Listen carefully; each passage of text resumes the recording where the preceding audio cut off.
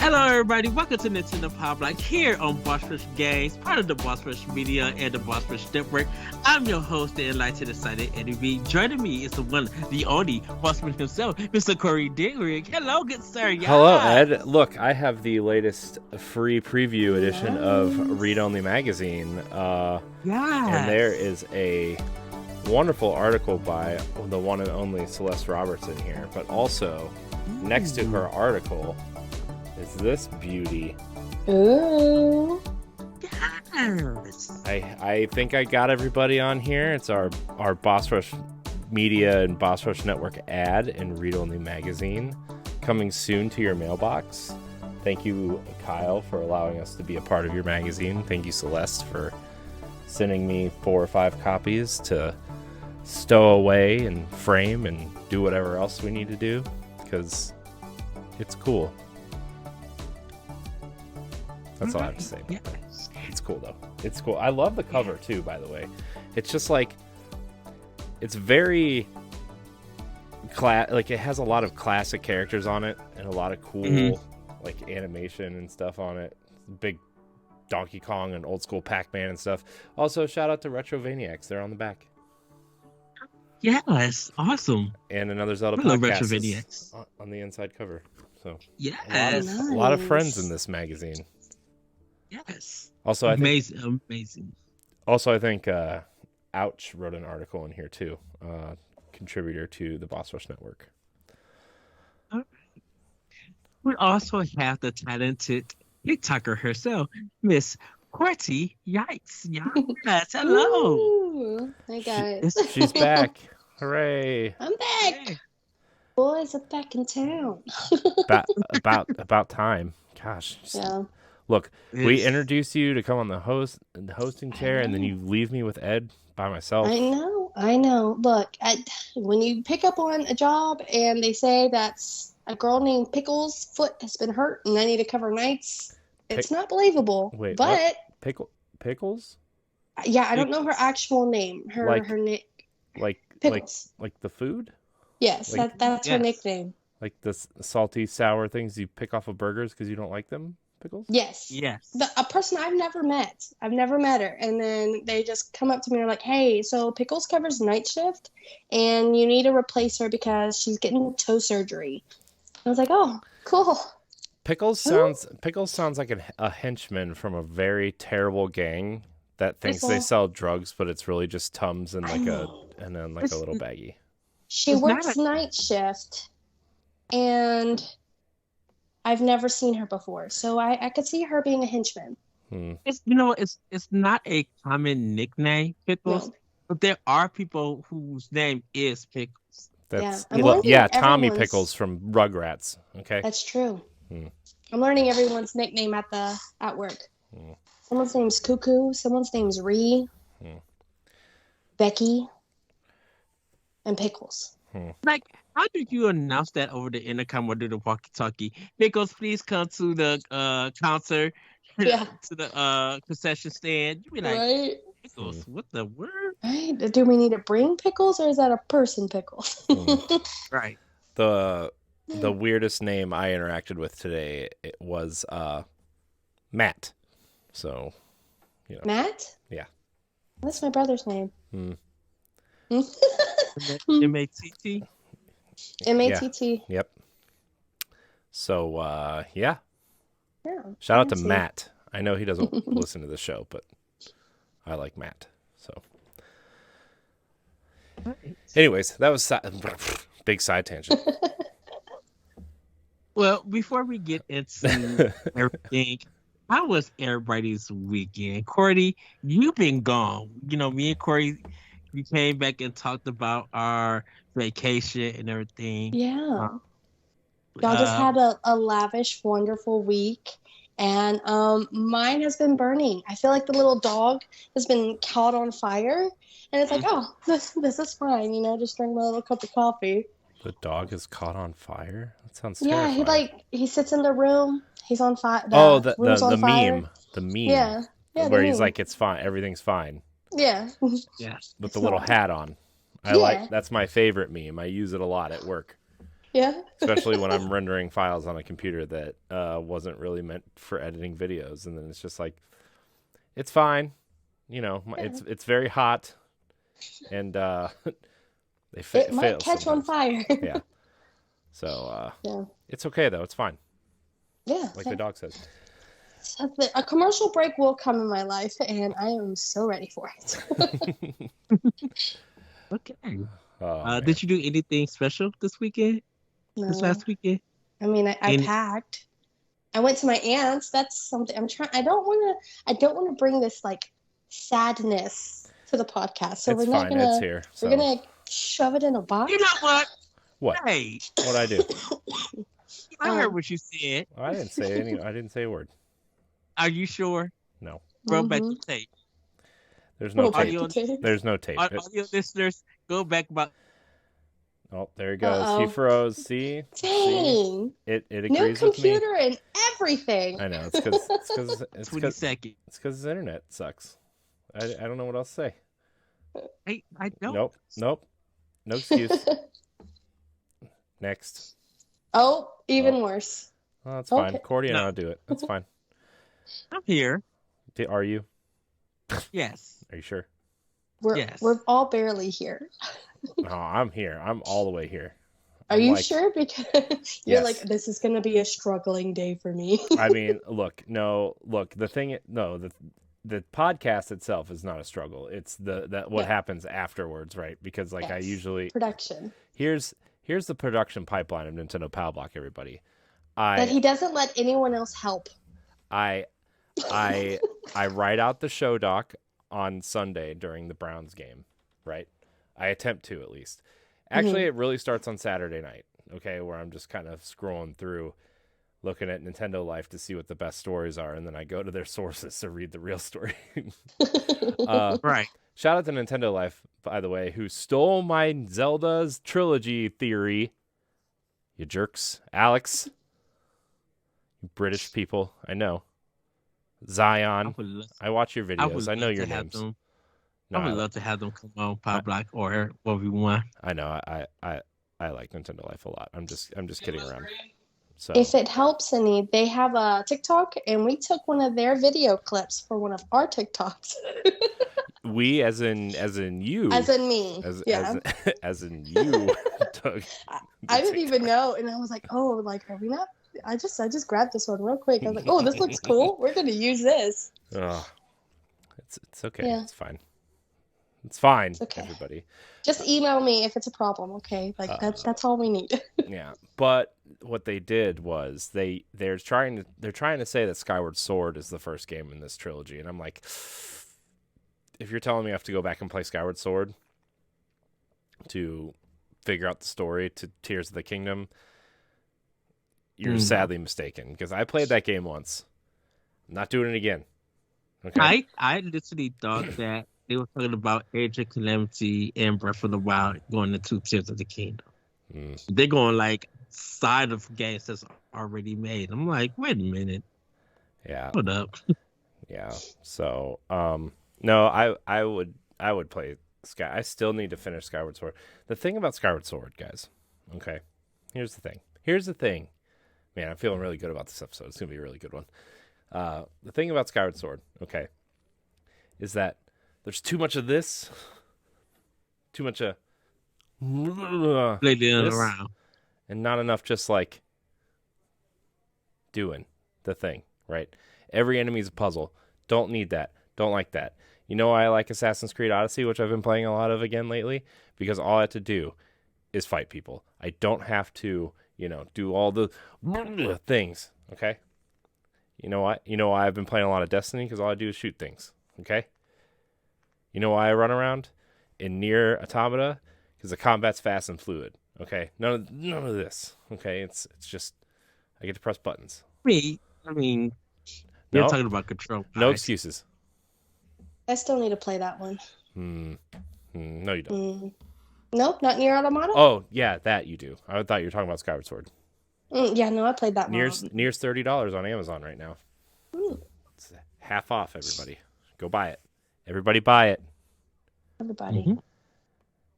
Cash out me $30. Wow. You're living the high life right now. I don't know what you're talking about. I am living the best life. Whose best life? That's the question. I wouldn't wish this on my worst enemy. That's the kind of life I'm living. Oh, wow. Yeah. Well, I know. Hold on. I'm about to tell her a side tangent. It actually relates to Courty's situation, sort of, kind of. I remember when I had to move back into my parents' house because my apartment burned down. So I feel your pain. Apartment burned down and you had to Yeah, move? this was like 10 or 12 years ago, though. It was fine. Oh my gosh. So things do get better. Yeah. Yeah. And for y'all who don't know, my apartments are being condemned in like 3 days. I made a TikTok about it. That was fun. Yeah. Like a midlife crisis TikTok. Midlife crisis? You're like 12. What are you talking about? I am. Wow. My birthday's next week. Ooh. When we do our podcast. I'm so excited. Ooh. Birthday. Ooh. Yeah, I'm going to be big 27. Oh, gosh. Get out of here. Oh. Wow. I know y'all are all like in your 30s, 40s. We started this podcast when I was 40s. 27, okay? Perfect. Oh, gross. And I was like, what? Help me. Wow. Well, Look, me, in case if anything ever happens to either of us, Ed, at least the show will go on because we brought in the youth. You brought in the youth, yes. Next generation will take over. But then I could just see us in the afterlife still doing the Tinder Power Block, Yeah. being ghosts. Yep. For whoever's up there looking down on us, they're like, "Well, that show's pretty good. We should take that show and send it up to the big guy." Exactly. Well, my weekend consisted of, I had to work, but I did get some Shocker. pickups I'll talk about in with Power. But yeah, got my new computer, enjoying it here and there. Haven't really fooled around with it or anything. I may try some gaming on it. Didn't you buy a gaming PC? Isn't that what Laurent told you to buy? Yeah. He's trying to convert everybody. He's trying to convert everybody. I don't like it. Well, I told him I wouldn't be doing any gaming on it. He was just like, that's the reason why you should be gaming on it. And he laughed. But it did offer me 1 month free of Game Pass on That's not bad. Yeah, and I said no. And I said skip the trial because Ed doesn't believe still there. Ed doesn't believe in Game Pass. I buy my games on Xbox and other platforms. I don't need. You don't want to try them out before you buy them? We understand. I'd rather go and buy the game and support the best way I can, whether it's a good or bad game. You know, you can still buy the games after you play it on Game Pass, right? But I don't want to pay an additional $15 to try something. Why do I need to service? You don't have to do that per game. You just do it once a month. But most people treat Game Pass as a demo. We already discussed this. Yes. That is the best way to utilize Game Pass is as a demo service. You are correct. Yes. And that is a shame. No, it's not. What? I would have never played my my game of the year for last year. Yes, I'm changing it because I already know that I picked Halo, but I'm changing it back to Outriders. Would have never played Outriders if I didn't have Game Pass, and guess what? I turned around and bought it. Yeah, see? You spend the $15 a month to try a game instead of feeling the shame that you spent $65 on a game that you're never gonna play. But while it's there, and y'all say why I shouldn't buy the game because it's there paying $15, he just admitted that he spent the $60 while still having I spent $15. $20. I bought it on sale. That's not bad. You get 20% off games anyway when you subscribe to Game Pass. That's like the perk. That's even a better deal. If that game or that series is on Game Pass, you get a discount on the game, which is better. So huge savings. Yeah, but that was probably way. I wouldn't say huge. I mean, I would say a savings. well, let's say you don't like the game, then you just saved yourself like $65 to $100. If I don't like the game, then I historically still have it. So it may be something to revisit. I don't have time for that. And do. No, I'm mad. I'm mad that I spent the $65. I'm mad that I don't like the game, and I could have used it for something else. But the thing about this is that's very different for everybody, because if you don't like it or anything doesn't mean that the game may be bad or something. It's just not something for you. So you can't say you did, like, if it was a broken mess, like literally you press start and it was 5 frames per second on every screen, and you spent $104. Right, and you get like a kid's choir to sing the theme song. Get a kid's choir to sing the theme song. Wow. Like, and the audio was done like mixed on, some speaker spell that was modded for, if it was just terrible, like little garbage, questionable content, I should say, not garbage, then I could understand being upset that you paid this much. Yeah. But like, look at Aliens, Colonial Marines. That game looked great. Do we have to? I mean, no, we don't have to. I mean, that game looked great on the trailers at E3, and then the game came out and it was questionable content. Until someone on PC changed one letter or one number. Yeah, right. Oh yeah, I remember that. Funny. Yeah, the whole game's AI was thrown off because in the coding somebody misspelled the word aliens, and it threw off the entire AI of the entire game. And somebody went in and was looking through the code to see how to fix the AI, and they fixed the word alien, and it fixed the entire game. Oh wow. Yeah, but at that point, like, they had moved on, and obviously Sega and Gearbox have terrible history together now, and they don't want to fix it. So, because, well, we don't really need to talk about our feelings about Randy Pitchford on the show anymore. I would have loved to see the Wii U version of that. Oh man, dude, I had the Wii U version pre-ordered, and they canceled it because, it wasn't happening. Yeah. So. But I got some goodies. Good for you. I kind of the week while when I had a Saturday off, I did go get some sushi and stuff, and I did get some items. Brag about it. And show and tell and everything. The place that I went to, man, I was trying to go to this Japanese mall, Mitsuwa's, in Arlington Heights, and here. Arlington Heights. And get some ramen. Yeah, I was going to get some ramen. Well, at Elk Grove. Oh, I thought you said Red Robin. Oh no! I was about to be really excited because I like their fries. Oh, Red Robin fries is all was buying biggity, but I don't know where one is at. I think the one by us closed. I don't think we have one anymore. Yeah. I was trying to get some ramen and everything, and they were all backed up almost like around the corner for all their whole food. I couldn't even sit down, so I had to like leave and go to my other favorite place, Tezuka's, and get that sushi and the ramen thing to go. Which is really good. I think they just added ramen to their menu because they only did sushi and stuff.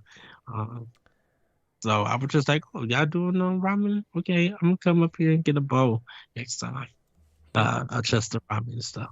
So yeah. But nice. Yeah, I had a really good weekend, very chill. And yeah. So nice. But everybody, it's time for Nintendo.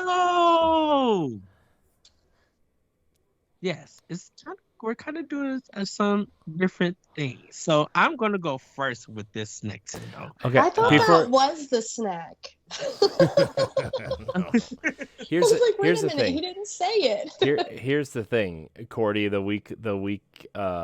1 week you weren't on the show, because we didn't record last week because it was Thanksgiving. By the way, Yeah. it was only last week that it was Thanksgiving, which is ridiculous. Feels like Thanksgiving was like 10 weeks ago.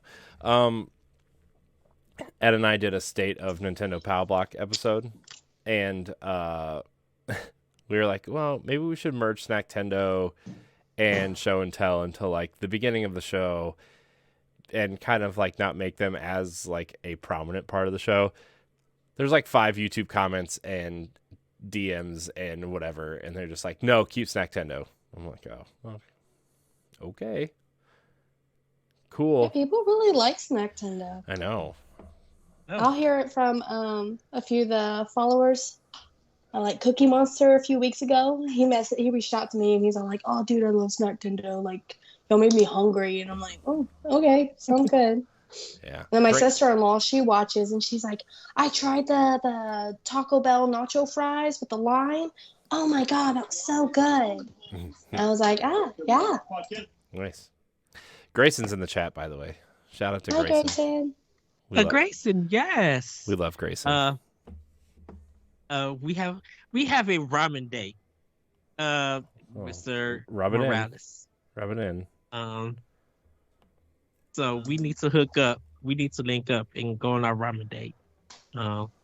Because once again, I had the bomb sushi with him and his partner. Oh, that was so good. I kind of want to go back, but I want to get ramen. Yes. But I'm going to start off with I wish I had one, friends that lived close. What we should do is we should go all to different like ramen shops and then do like a Skype call while we're all eating ramen. We could do that. We could do that. It'd be so much fun. It'd be content. Yes. As they say. Well, this is my first little item. Japanese Mario gummies. And we'll be talking more about that. I seen it and I was like, I need to snack these. Found some bomb banana milk. Banana milk? Yes. Milk? It's milk. Yeah, banana. Yes, it's milk that the flavor is banana. What? And it reminds me of the banana flavored Laffy Taffies. Next time I go back to Tensuke's, I'm buying 3 bottles because I would down that milk. It was so good. I was just like, this is insane. My Thanksgiving was pretty low key. My mom had turkey drumsticks, not mashed potatoes. She had mac and cheese baked and stuffing and some green beans. Like we was really low key. We didn't really do like eggnog and stuff yet, because they just put it out now. So stores are now getting their eggnog and everything. So we'll probably get some of that later. I did though at Target. Now, before I get into my last item, I want to get into these 2 first. I got some Milano's amaretto hot chocolate cookies. I didn't go get them at the Pepperidge Farm store yet, but normally I get the new snacks from Pepperidge Farm at their outlet mall in Kenosha, Wisconsin. But they didn't have them just yet. And then there's some called Linzer raspberry. I never seen this cookie, but I'm excited to try it. Now, my last snack that I'm going to talk about. Target got some candy called Favorite Day. I think that's their brand. Saturday, when I was going to get some stuff at Target, they had some gummy bears there. And it was only 99 cents. I was just like, okay, I'm trying this because I was going to get some Twisters. And I'm like, no, I want to try something new, some new candy. And I found these. So I'm just thinking like, you know what? They may be like healthy treats or something. I got home cut on my TV, about to get ready to play some God of War, but I'm just like I'm gonna snack on some stuff.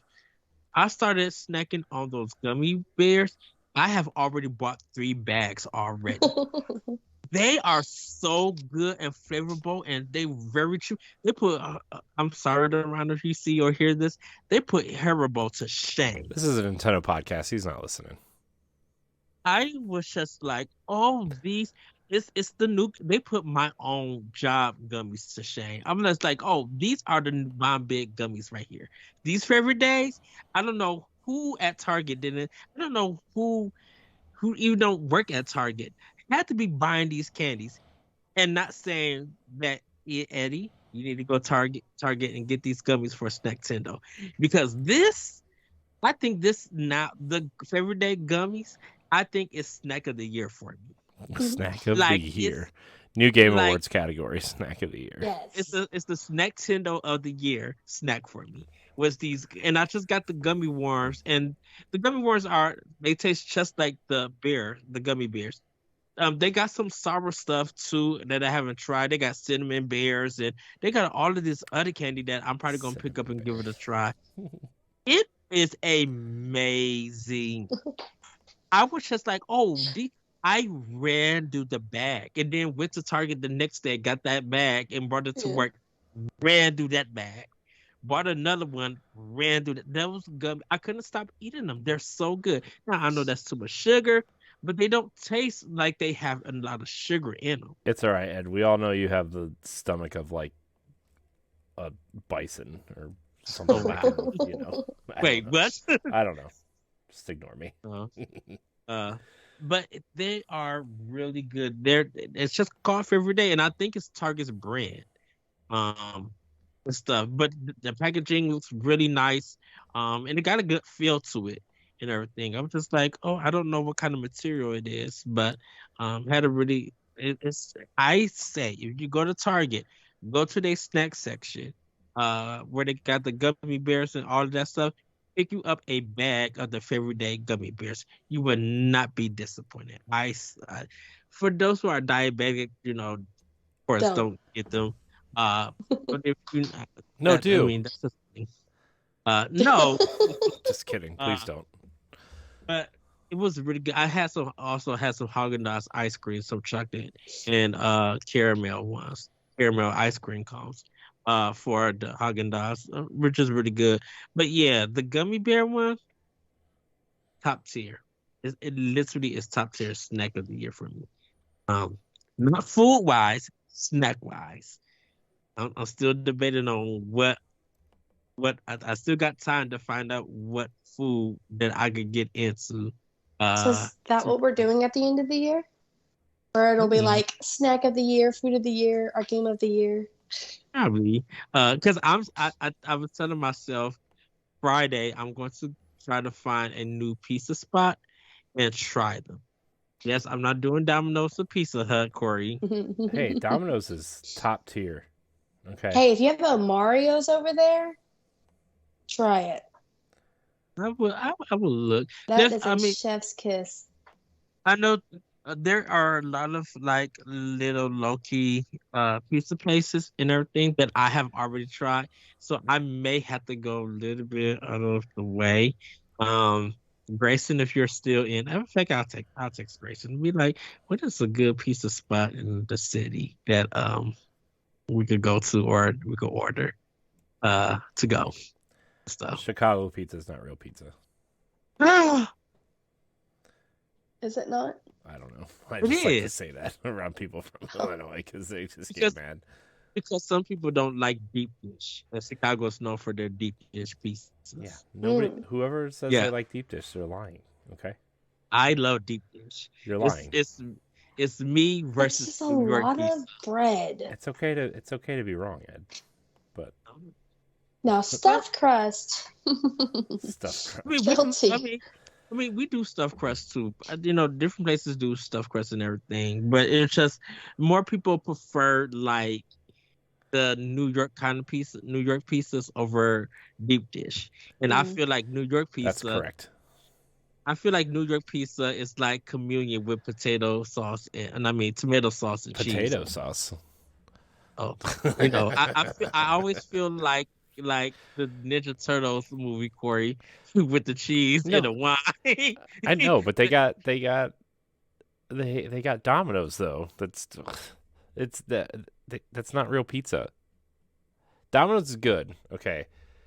I know pizza is like an inside joke on this show, but out of the garbage chain places, which includes Domino's, Pizza Hut, Papa Little John's, Caesars. and Little Caesars. Little Caesars is garbage. Domino's is the best. But Little Caesars is $5 Yeah. garbage, which is good. Also, when you're moving something. They have great commercials. Literally garbage. They have great commercials during football season too. They do. With Matthew Stafford. Like I said, Papa John's, I enjoy their pizza when someone else buys it. Yes. Yeah, but Papa John's is trash, right? In more ways than just taste. But Shaq is their spokesperson, and I'm a big fan of Shaquille O'Neal, so it's okay. I don't watch football, but wasn't it a football player before? I think it was Peyton Manning. Okay. I was about to say Tom Brady, but I was like, I don't think it's Tom. No, it was Peyton Manning. Peyton Manning, also one of my favorite football players of all time. Been retired for a long time, but I still like him. Joe Montana for me. You just like Joe Montana football, that's all. You only like him because his name was on a box somewhere. That's like Drew Brees. Oh. Drew Brees, I'm a fan of Drew Brees as well. He's cool. I've been a big fan of Joe Montana, and not because of the Sega Genesis games and stuff. I've never been a Bears fan. Nobody's a Bears fan. All my, besides me loving the New York Jets, I've did Green Bay, I've did the Raiders, and San Francisco 49ers. But my current one is the Jets. They're doing good this year. Even though I don't watch football and stuff, and plus they beat the Browns. So yeah, don't rub it in. Aren't you a Bears fan, Cory? I'm a Browns fan. Browns. Browns. I thought those were the same thing. Nope. See, this is why I don't watch football. See, we got Chomp, the dog. We got Brownie the elf. Yeah. Okay. I will say that they do got some tight hats. Even does. They do. Right now the Cavs. It's all about the Cavs right now. Although the Browns won on Sunday, beat Tom Brady and the Buccaneers, so big win. Also, Jacoby Brissett's last start before Deshaun Watson is unsuspended. But that's a conversation for a different day that I don't feel like talking about right now. Why Tom Brady's name sound like it's a musical, like he directed or created a musical? Because they'll probably make one about him when he retires. I don't know. It's gonna be called Brady, just Brady. I don't know. Courty, what you been snacking on? Whoops, that's Me? wrong. Let's see. Did I do? I mean, I went grocery shopping before the podcast, and I got some bunny ice cream mini cones, and they got like strawberry stuff on them.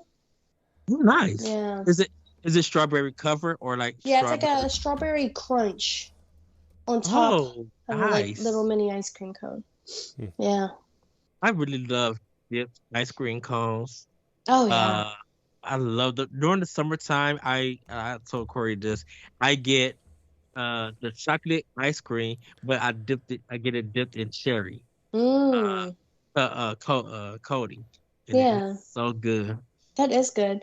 Apparently Drumsticks sells the bottom bits by themselves. Mm-hmm. Yes. That's weird. But not all stores carry it though. Yeah. I want to buy it. But But the trick question is it been cut off or bit off? Guess you'll have to eat it to find out. Yeah. I think those are the only two things that I've really been snacking on. Okay. Cory, what have you been snacking on? What have I been snacking on? I've been snacking on work bought us pizza today. So I had Fancy. I had a lot of pizza, speaking of pizza. What kind of pizza? It's Giannino's sheet pizza. It was good. I especially like their cheese pizza, actually. Is it Gino? I don't know how you spell it, man. Too tired. I'm too tired for that. Don't ask me hard questions this late at night.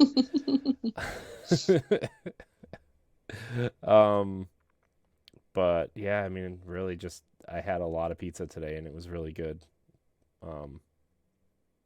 Yeah, that's all I got. Yeah. Oh, I guess we didn't really talk about Thanksgiving yet either. Went over to my parents' house for Thanksgiving, and we had like breakfast for Thanksgiving. Because I don't really.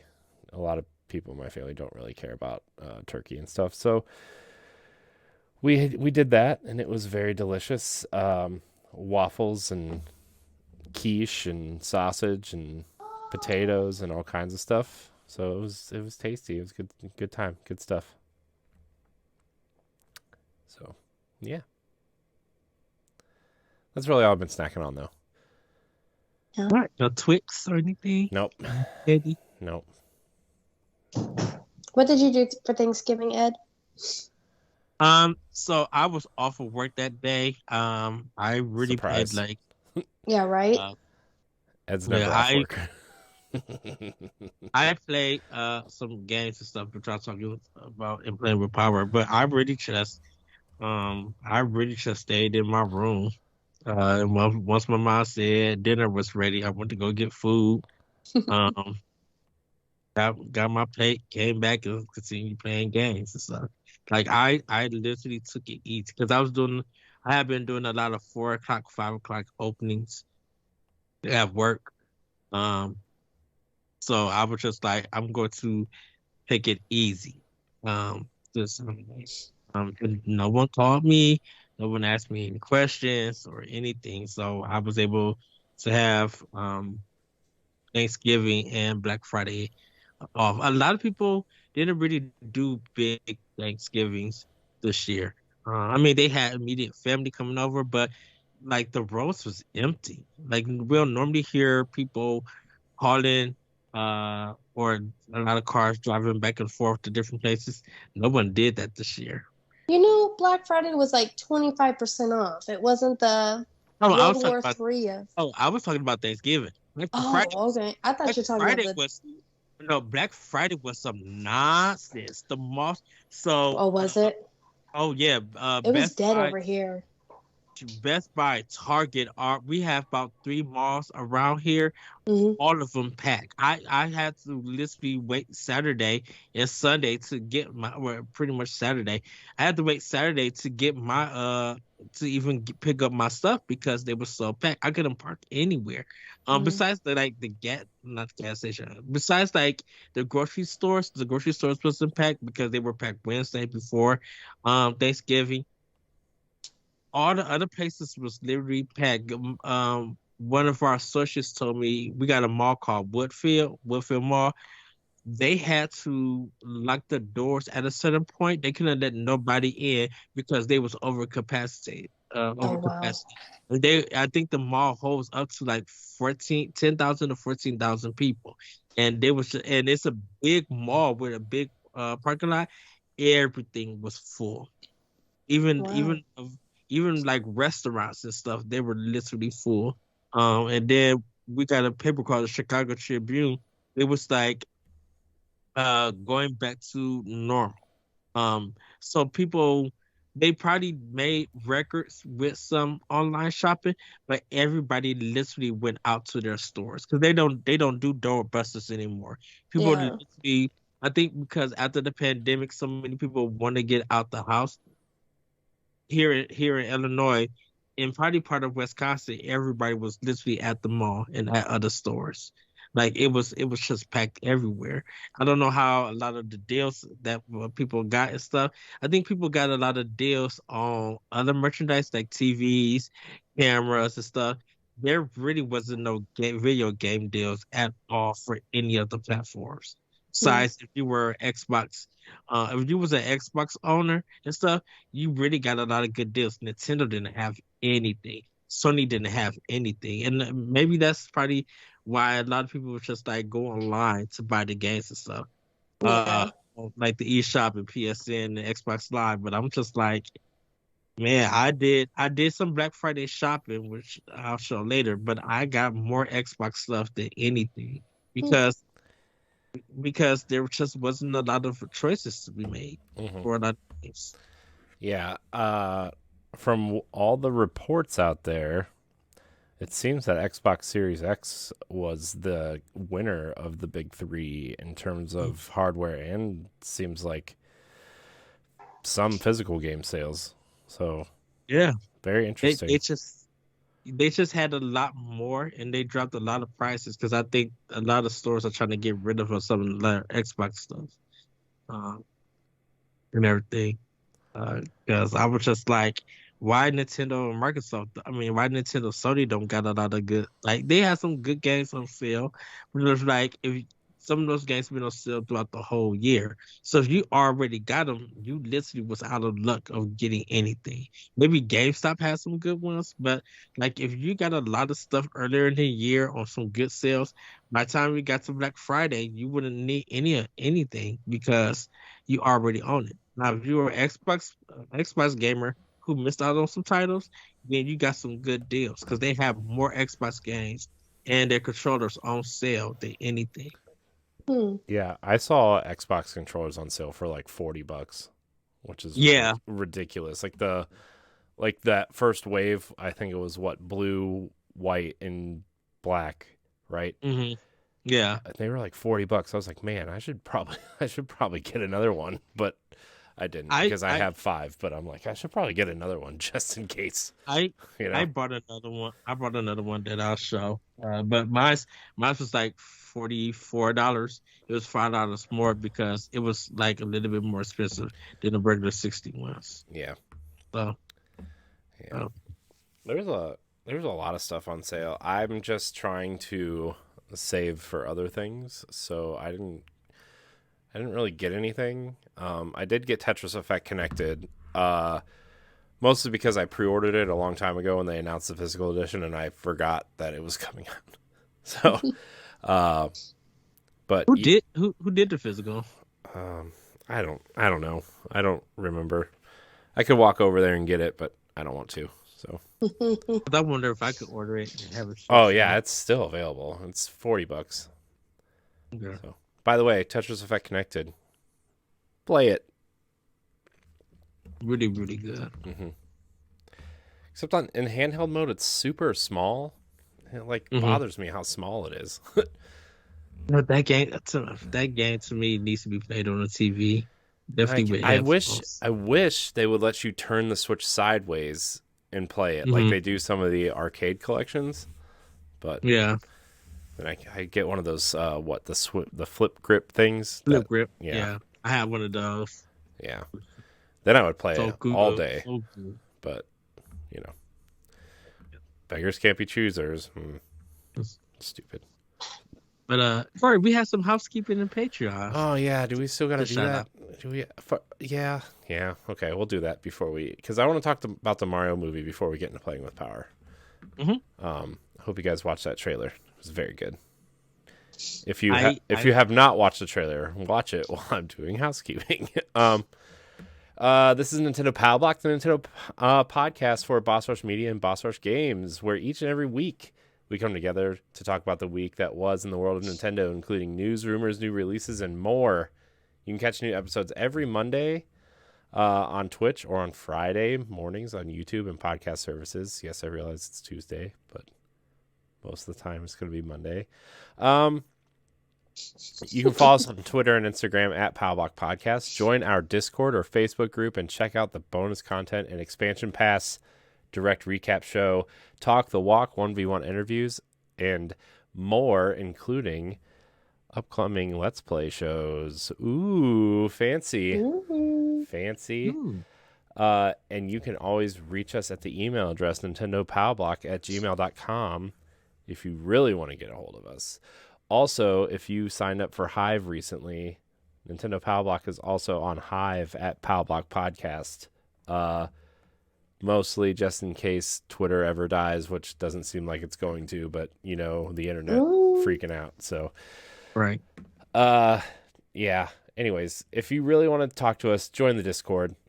We kind of revamped the podcast sections of the Discord and organized it real nice for you to easily discuss things with the specific podcasts. So, Powblock got a lot of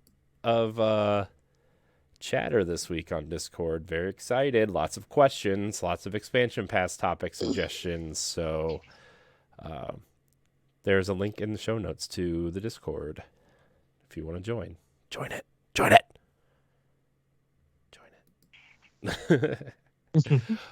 Also, another little piece of housekeeping. I've officially moved the store to TeePublic instead of Redbubble because the quality is better. Courty has a sad face on her face. It's okay. I'm just looking for a charger. It looks like she spilt some milk. It's fine. If you need to find a charger, go find one. It's okay. Okay.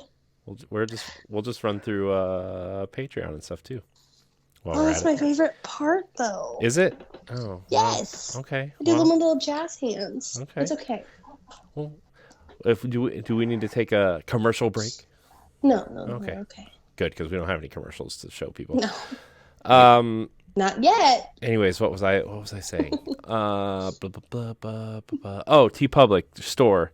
The Nintendo Powblock designs are still in review because for some reason our logo, it doesn't look like a Switch, guys. I swear. It's more of a offset Wii U gamepad size. That's not the point. It seems like a generic idea of a console. No.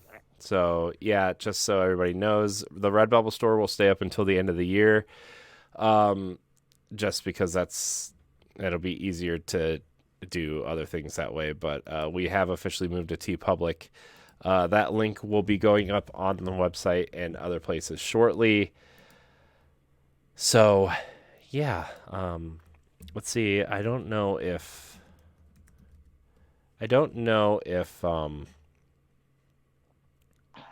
the Powblock stuff has been approved yet. Ooh, I'm already... What do you mean it's not active? Oh my gosh, I hate TeePublic. Anyways, what was I saying? Okay, yeah, so TeePublic. And then I think that's all I have to announce at this time. So that's our housekeeping. Woo! Woo! Yes. Woo! Let me pull up the Patreon because that's what we're about to do next, everybody. Oh, put your pants on, because here we go. If you want to support the Boss Rush Network and Boss Rush Media and Nintendo Powblock and all of our shows, you can head on over to Patreon, patreon.com/Boss Rush Network. Patreon is a monthly subscription-based service where you can support your favorite creators and get perks at specific tiers. We currently offer 2 tiers, the $1 tier, which grants you early access to 5 of our podcasts, and our most popular tier, the $5 Patreon producer tier, which grants you early access to a Patreon producer credit shout-out across our family of shows. So without further ado, our Patreon producers for this episode of Nintendo Powblock are Adriel Munger, Always on Deck Comedy, Austin Campbell, Celeste Roberts, Christian Skipper, my wife, Sana Dierig, Francisco Santillan, and Rebecca Jewell.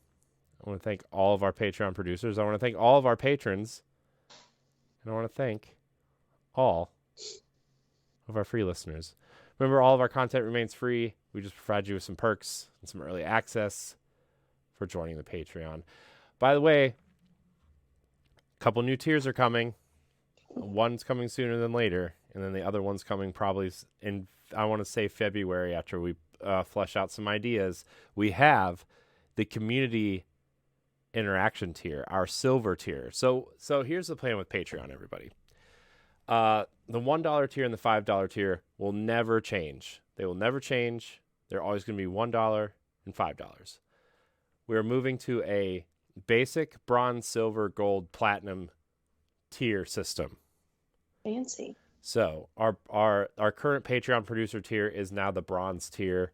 It gets you your Patreon shout out. It gets you early access. You know, that tier is not changing.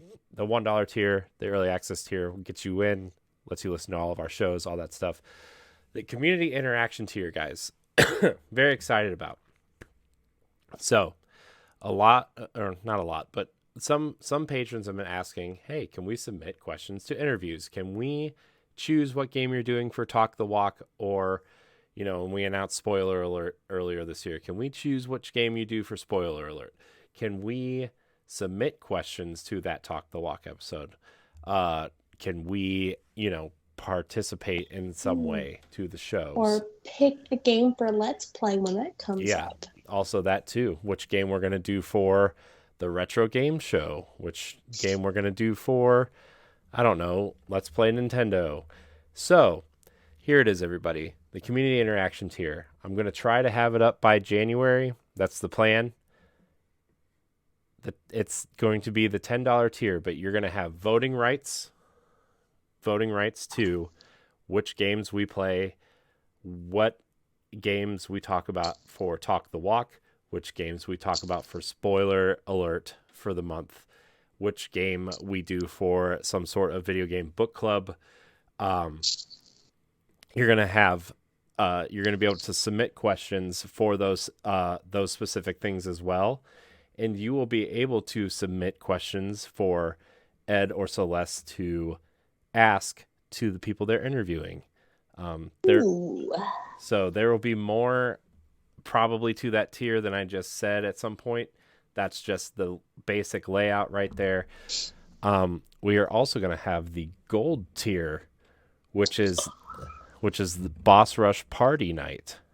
Ooh, that just sounds nice. What is Boss Rush Party Night, you ask? Well, Ed, I'm glad you asked. So basically what we're going to do is once a month, we're going to limit this tier to 4 or 5 people just so it doesn't get, you know, too crazy, right? We want everybody to be able to participate and have fun. So what we're going to do is have we're going to choose a couple of events like back of the box trivia, where we read the back of a video game box and you have to try to guess, and then whoever accumulates the most points wins that round. We're going to have video game 20 questions, where you know, everybody knows the game 20 questions, but it's going to be based on video games. We're going to have some sort of video game trivia, and then I know, Ed, we've tried a couple different types of games before, and the money that's contributed at that tier is going to be put towards prizes, and we're going to give out some prizes for winners of those games. So, like I said, we still have to flesh out the games and the ideas, but Boss Rush Party Night is coming, and I'm very excited about it. Fancy. So I think Ed and Celeste are probably going to lead that too. Sorry, because I'm not very good at it. I will be there because I really like video game 20 questions. But it sounds fun. Yeah, I'm a big fan because I don't know if anybody listens to Game Scoop here, IGN's Game Scoop podcast, but they play video game 20 questions at the end of every show, and I always try to guess the game, and it's very exciting. Do you win any points? No. No. Mostly what? Oh, I was gonna say you only win points from my trivia games. Yeah. Question games. Yeah. So it's just very easy. So yeah, that's where we're at with that, and then there will be a platinum tier at some point. That's going to be some sort of merchandising tier. And you can run your own podcast, one episode. Whoa. No. That don't know. Or you get to co-host. How about that? No. No. No, I mean, if you want to guest on the show, just message me and we'll figure it out. But yeah, it'll be some sort of merch tier. There's going to be probably some sort of exclusive merch that we will upload a specific design for a month or two, and then we'll switch it out with something. It'll be super fun. So, yeah. That'll be the platinum tier, though. Fancy. Yeah. So that's it. That's the Patreon thing. But if you are a free listener, and you don't want to support us on Patreon, it's fine. You can support us in other ways by subscribing to the Boss Rush Media YouTube channel, by liking the video. If you're watching the video, hit the bell, all those things. Follow us on social media at Powblock Podcast. You can also leave us a 5-star rating and review on Spotify or Apple Podcasts. Or both. Yeah, both. Do both. Well, everybody, there was a Nintendo Direct Mini which showcased the latest or second trailer of the Super Mario Brothers movie. They introduced Ann Taylor, who's going to be voicing Princess Peach, and Seth Rogen, who's going to be voicing Donkey Kong, which is weird because they didn't have his voice in the trailer.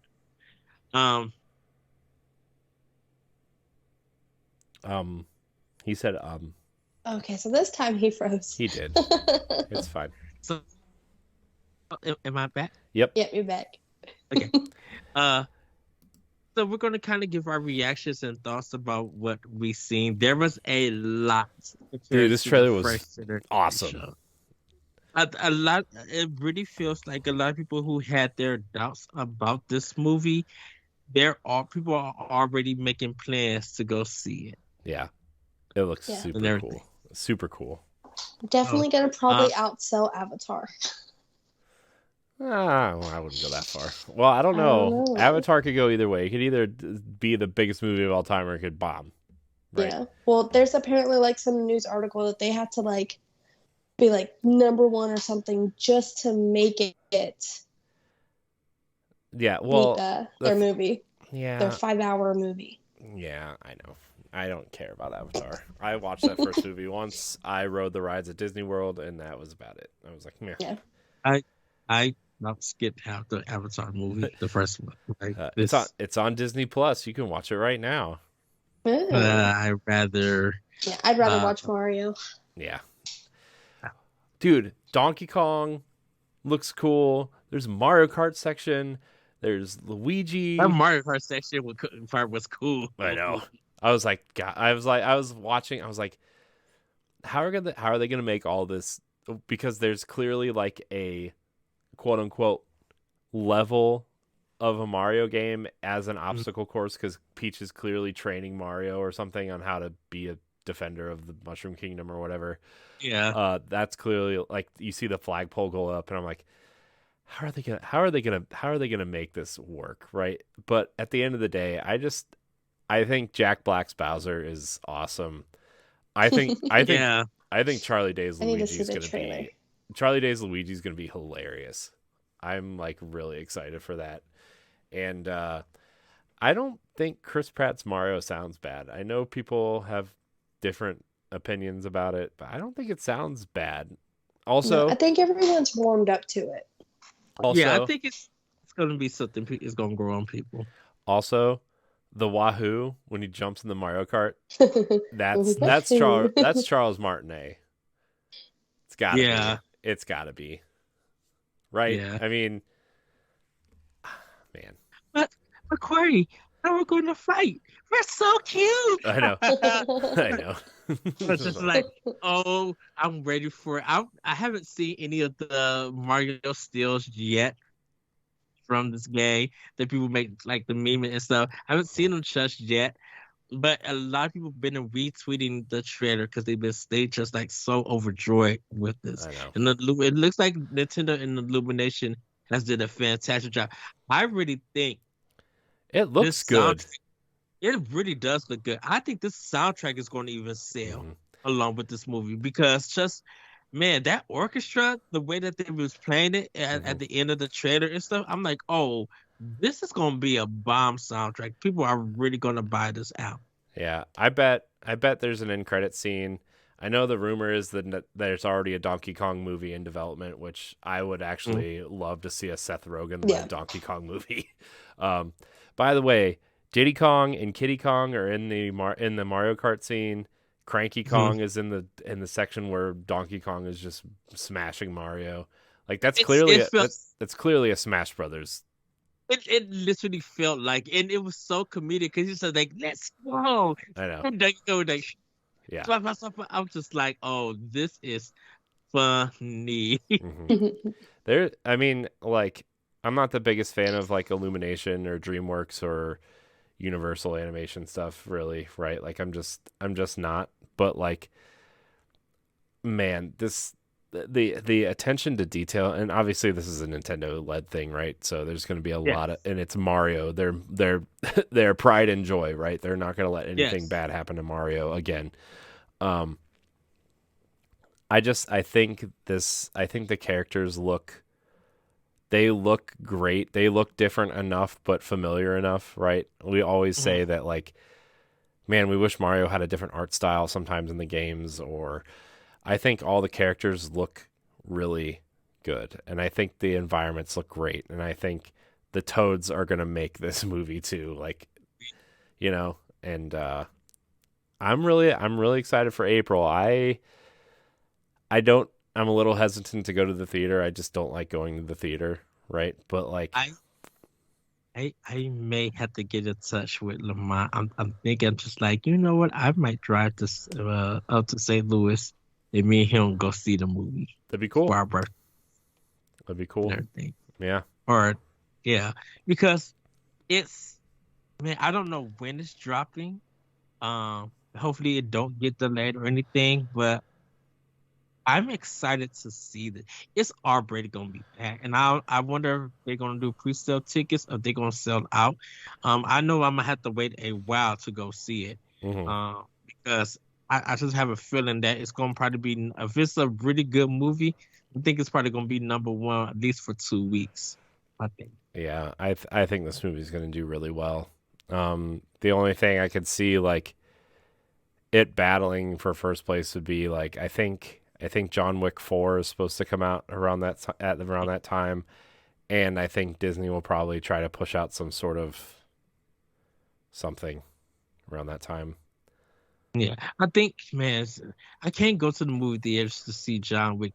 Great movies, but I think I love experience them at home, like 4K on my Series X, and I think that's what I'm really looking forward to on the Mario movie when it comes out, like if it comes out on 4K or just Blu-ray.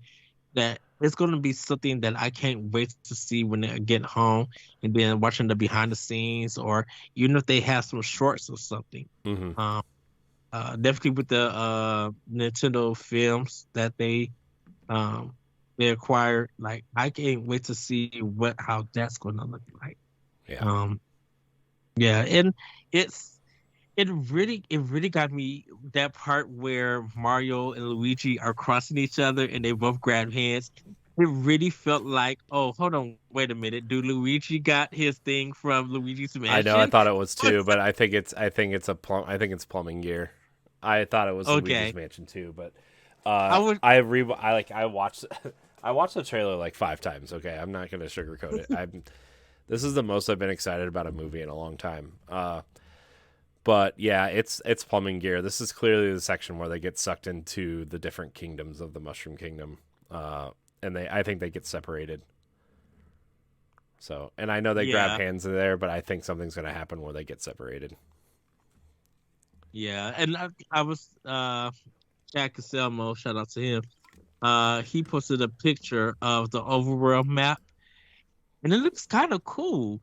In a sense, I'm like, man, I can actually see this like in a Mario game. I mean, I feel like there's a game in development, and you know that they've been rumored about a Donkey Kong game. Okay. Yes. I think they're doing a Mario Donkey Kong crossover game, and it's going to be based on this movie. I think that's it. I think there's going to be a Mario movie based off the game, and it's going to come out in October or November when this movie comes out on Blu-ray or DVD. How was it a crossover? Like 3D platforming or just like the old Donkey Kong games? I think it's going to be a 3D. I think it's going to be a 3D Mario game, but I think Donkey Kong is going to be in it, and I think it's going to be kind of like Super Mario 3D World where you get to pick your character.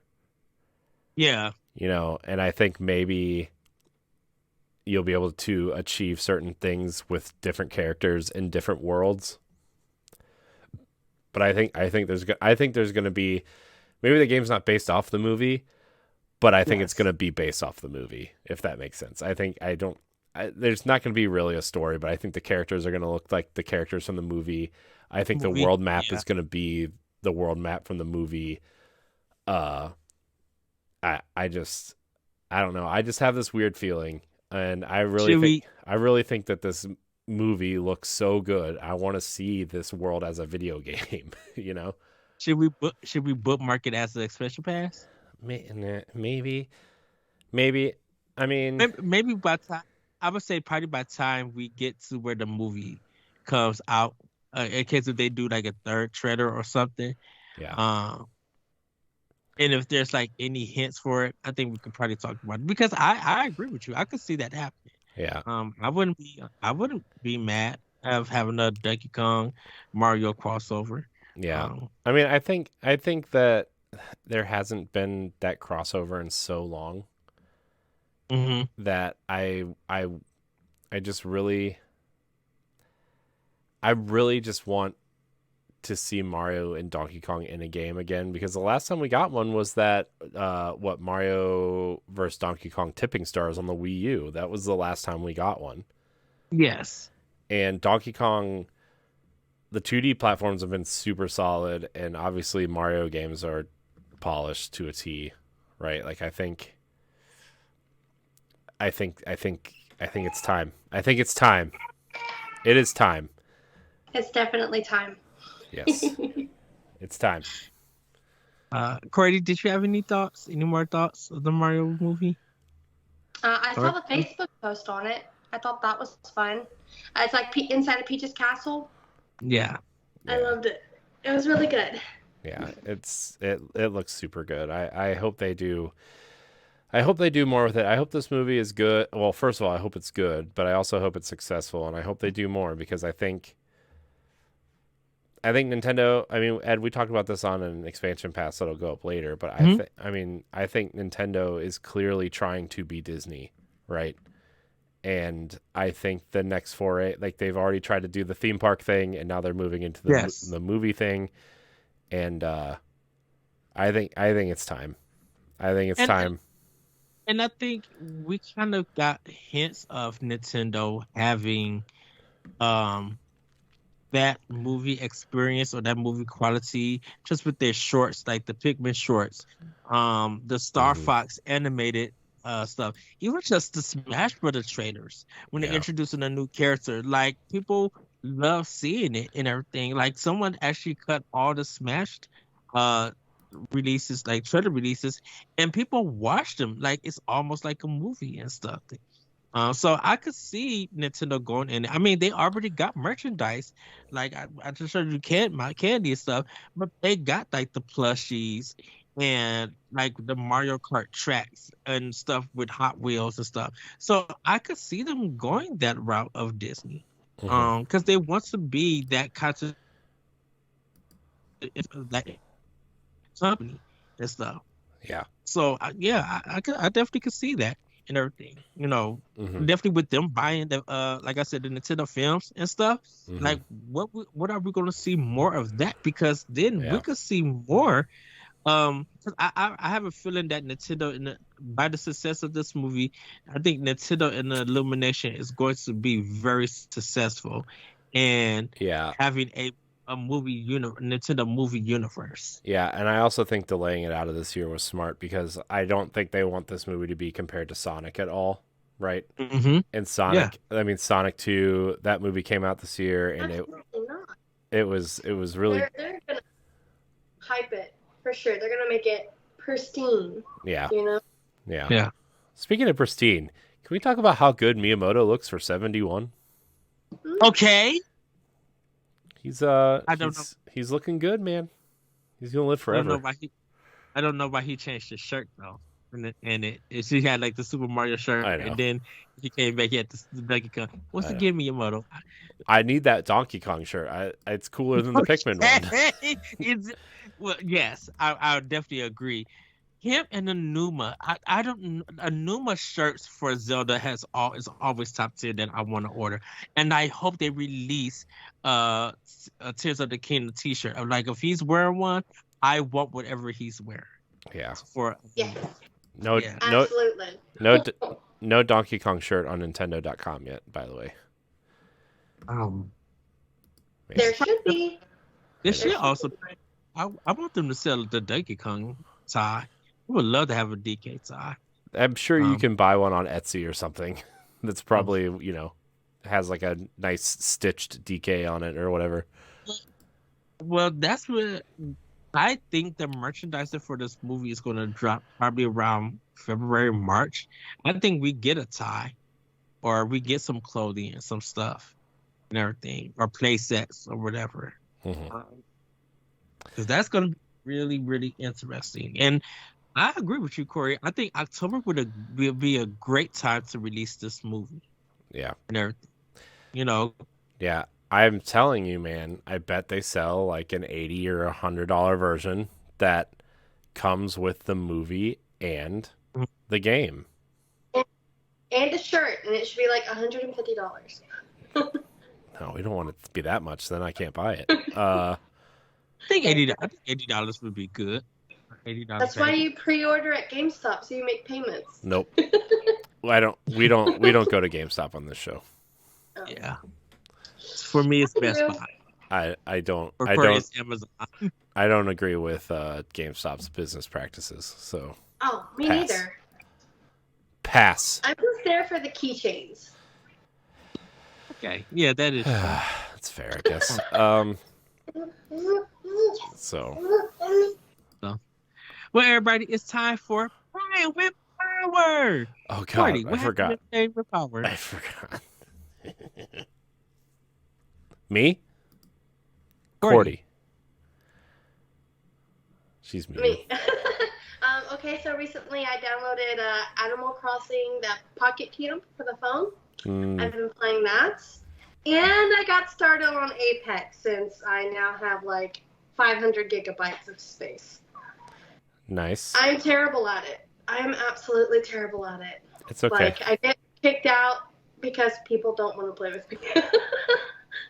It's bad. It's okay. It's bad. I played Apex for like 3 months when it came out because Destiny was dying and then it wasn't dying. So yeah. Oh my gosh, I'm so tired of T-Public. Anyways. What I want to try to do is when January starts, I'm trying to get ahead and like test all of the first shooting games. But I want to, starting January, do like play a month of Apex, play a month of Halo, play a month of that, like all the first person shooting. Like I think there's like more than 12, but for the 12 months, I want to play a month of the shooting games. Do it. I think that'd be fun. Do it. Yeah. Do it. I don't know what I want to start with first, but I need to play that in like 2 days so that I can have something uploaded January. Do it. Yeah. Yeah. Do it. All right. All right. What about you? What have y'all been playing? Courty? I've been playing Nier Automata. I'm in the amusement park. It's very creepy. I just got to the village actually. After that kind of initial part in the amusement park, so that's been fun to explore. I've only played about I don't know. I just haven't had time to play a lot of games lately. Mostly because my nights are consumed with this stuff. So I'm trying to play more games, but it's not happening the way I would like it to. I played some Destiny 2, Outriders, nothing really new to report there. Assassin's Creed Odyssey, nothing really new to report there. I'm going to 100% that game. I'm doing my best. That's the game I've been turning to when I don't know what to play. And did you ever finish the Legend of Zelda one, The Link's Awakening? Nope, I have not. Nope. No, I'm going to. I'm going to. Yeah. The thing is like I want to put aside time to play that game, and I just haven't had enough time to put aside to play that game. So like, and like with a half hour or an hour before bed, I'd just go do something on a game that I don't have to think or read a guide or look up stuff. I'm gonna get back to it though. Man, too many games to play and not enough time. Just no time. No time. Plus, like, my kids have been not going to bed on time, which is awesome. Well, they've been going to bed on time, but they're not falling asleep on time. So, yeah. So that's kind of what I've been playing. I also reinstalled Rise of the Tomb Raider because I never finished it, and I also wanted to finish that game. And I wanted to... You did. What? I thought you did finish Rise. No, Ed, we have this conversation every time I talk about it. I reinstall it, I'll play like a half hour of it, and then I don't play it, and then I'll delete it because I need space for something else. I have beaten that game over and over because we both like Rise of the Tomb Raider. I love Rise of the Tomb Raider, but I was like at the very end, and then I didn't finish it. So, yeah, that's been fun. But that's it. I did pick up Tetris Effect Connected physically though. That was kind of like my purchase of the week. Nothing super special. It's just in a box with a cartridge. But I already own it digitally, so I'm not going to open it because I'm a loser like that. No. Keep it sealed. We've all learned this after GameCube games. So. Yeah. Man, by the way, Twilight Princess on GameCube, Ed, just keeps going up in price. Yes. It hurts my soul. I don't know if Courty knows the story, but I don't want to talk about it, so we're just not gonna. No, talk about it. Do you need it? So here's the thing. So before my wife, I was in a relationship, and when we broke up terribly, I basically had to make one trip out of her house because it was ugly. The breakup was ugly. And I left half of my GameCube and Wii games there. Everything from A to L, pretty much. So my collection starts with Legend of Zelda Ocarina of Time Master Quest and Wind Waker, and I'm missing Twilight Princess, which was the only GameCube Zelda game I cared about. Well, if you want, you send me your P.O. box. I already have 2 sealed GameCube games. My grandma was smart and did and she's like, you're going to make money with these when you get older. And I'm like, I don't want to. I want to open the games and I want to play them. But she'd buy one opened one and she'd buy one sealed one. No, I'm not gonna do that. I'll give you the opened one. How about that? Ed already offered to send me his, and I'm not doing that. I don't like. I'm very weird about accepting things from people. And then I'll do a flat rate of $5.99. And then Ed always just sends me stuff anyway, and I don't like that. Send me his email, his address, and then we'll send him it for Christmas. And say Santa gave it to him. Nope, I'll say return to sender. Great. I won't have a new P.O. box.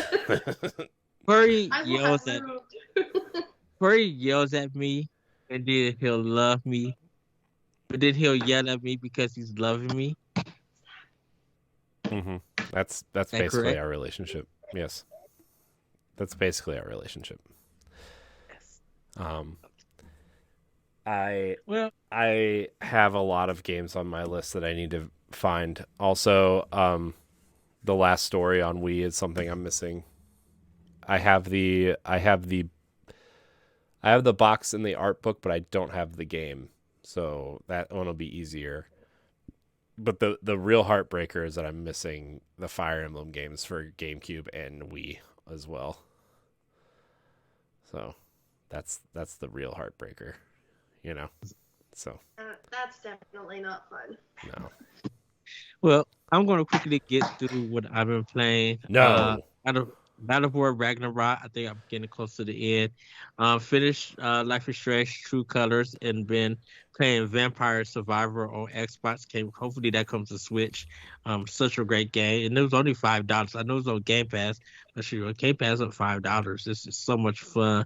Pokemon Scarlet. I just started. I'm sorry everybody for being late about it. I've been focusing on God of War, trying to get that finished.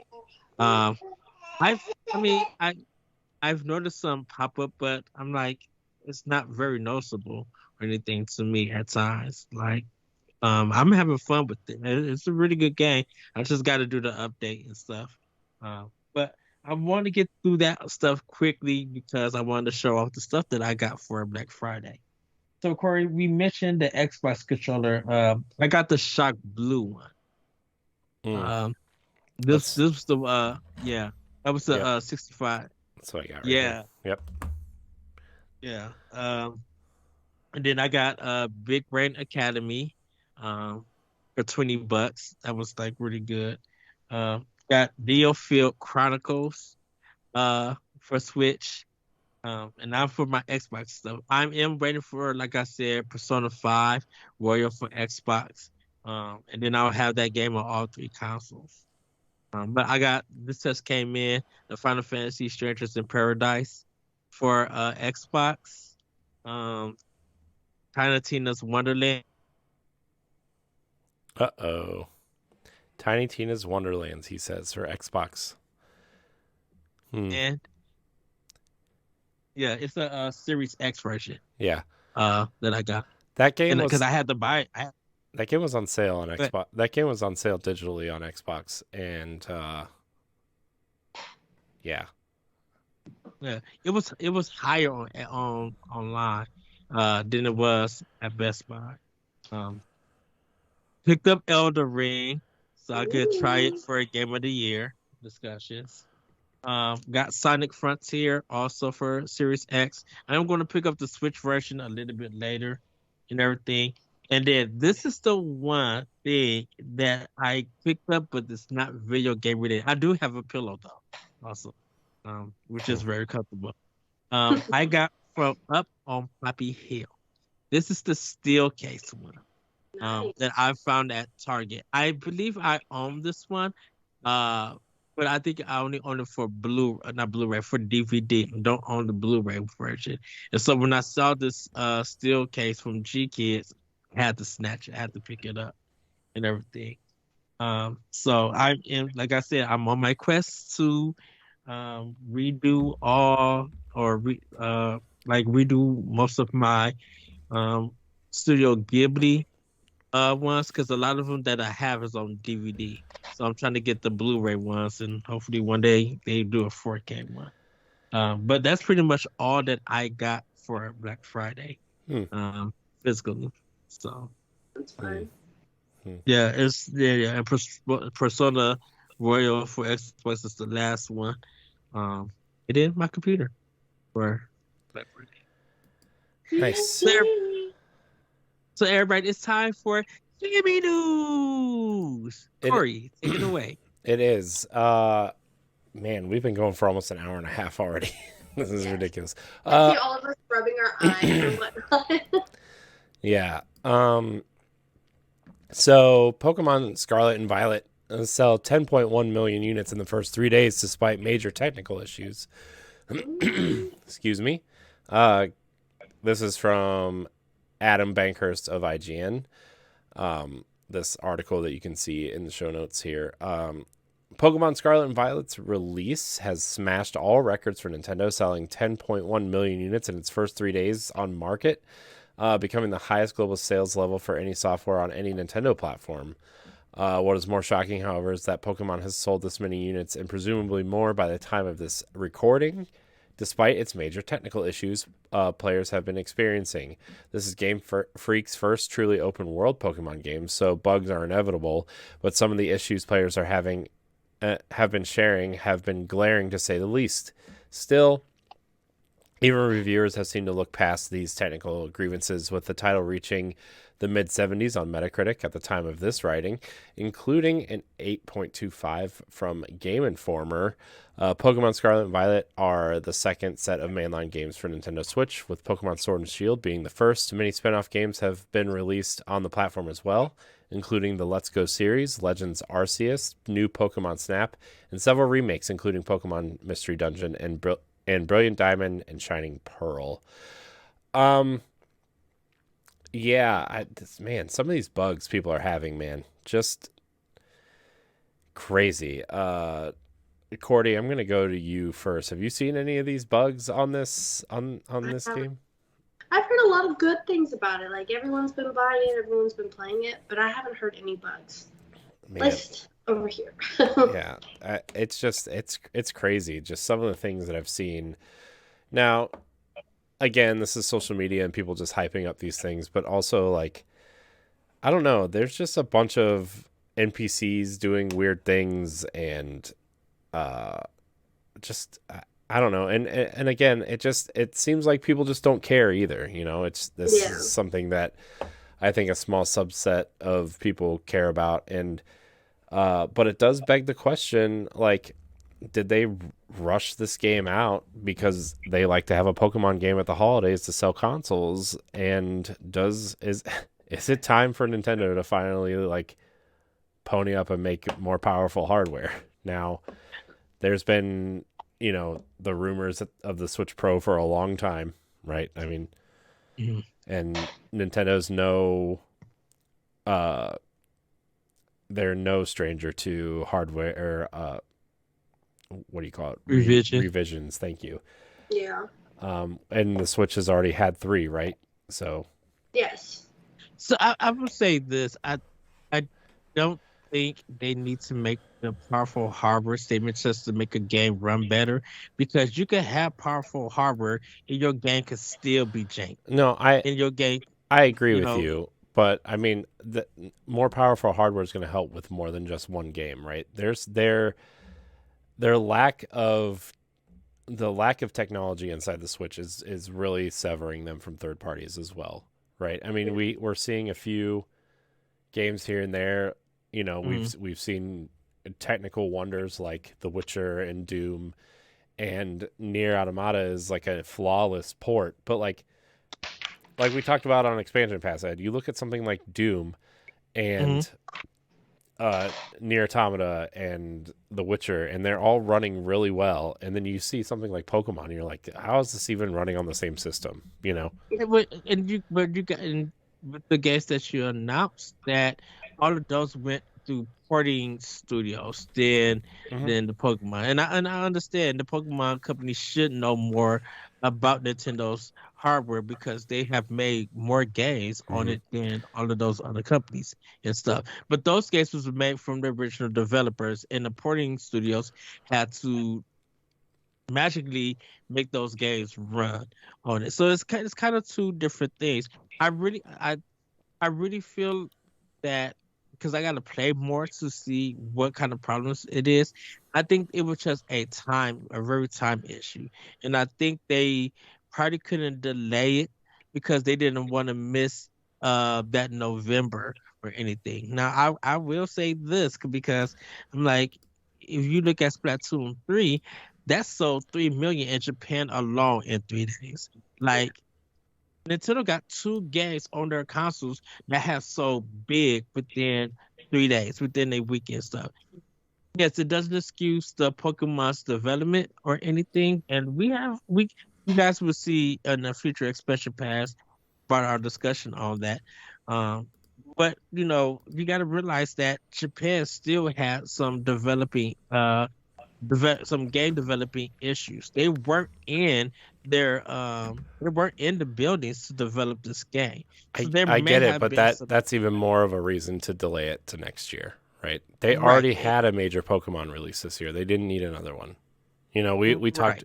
So they've had, what did we count? 6 Pokemon games in 2 years, 2 right? years, yeah. Yeah. And and I think that a delay would have did justice, but I think they really wanted to get it out because they announced it. They probably felt confident that the game would be up to snuff and with this quality, to put out. Yes, it is their first open world game, but the Pokemon company has money. Game Freak, I think now that they're kind of like a lot of game developers in Japan are going back to their studios to work stuff out like a normal job, I think they're going to be working really hard to get this patch because Nintendo knows the problems and stuff. They heard everything. I think Nintendo should have just told the Pokemon company, even though it's kind of hard because Nintendo doesn't own it or anything. I think Nintendo should have said, "Hey, we are okay if you guys make a video, say that we got to delay the game, and we're going to be fixing some stuff." I already feel like the Pokemon company have probably already have a direct getting a direct ready to apologize for their issues and be ready to announce a patch or anything. You Yeah. know. Or what if they're ready to launch a new like Nintendo console, but they were pretty much mostly done, 98% done with this open world Pokemon game, and then they're like, well, that's a whole new system. Like, we can't do that, so we might as well go ahead and release this so that whenever y'all are ready, we can now work on those games that are now for the new system. Yeah. I mean, Yeah. Oh, go ahead, Corey. I was gonna say, like, I think, Courty, you're right in some respects, but like Nintendo isn't afraid to like cross-gen their games or hold their games for the new console. Pokemon is the one game that always is on the last console, right? We saw that with Black and White 2 after the 3DS came out. It was a DS game, right? Yeah. We saw Pokemon Platinum come out after the Game Boy Advance had come out. We saw, like, Pokemon is like the one game that they don't leave old players behind for some reason. Yeah.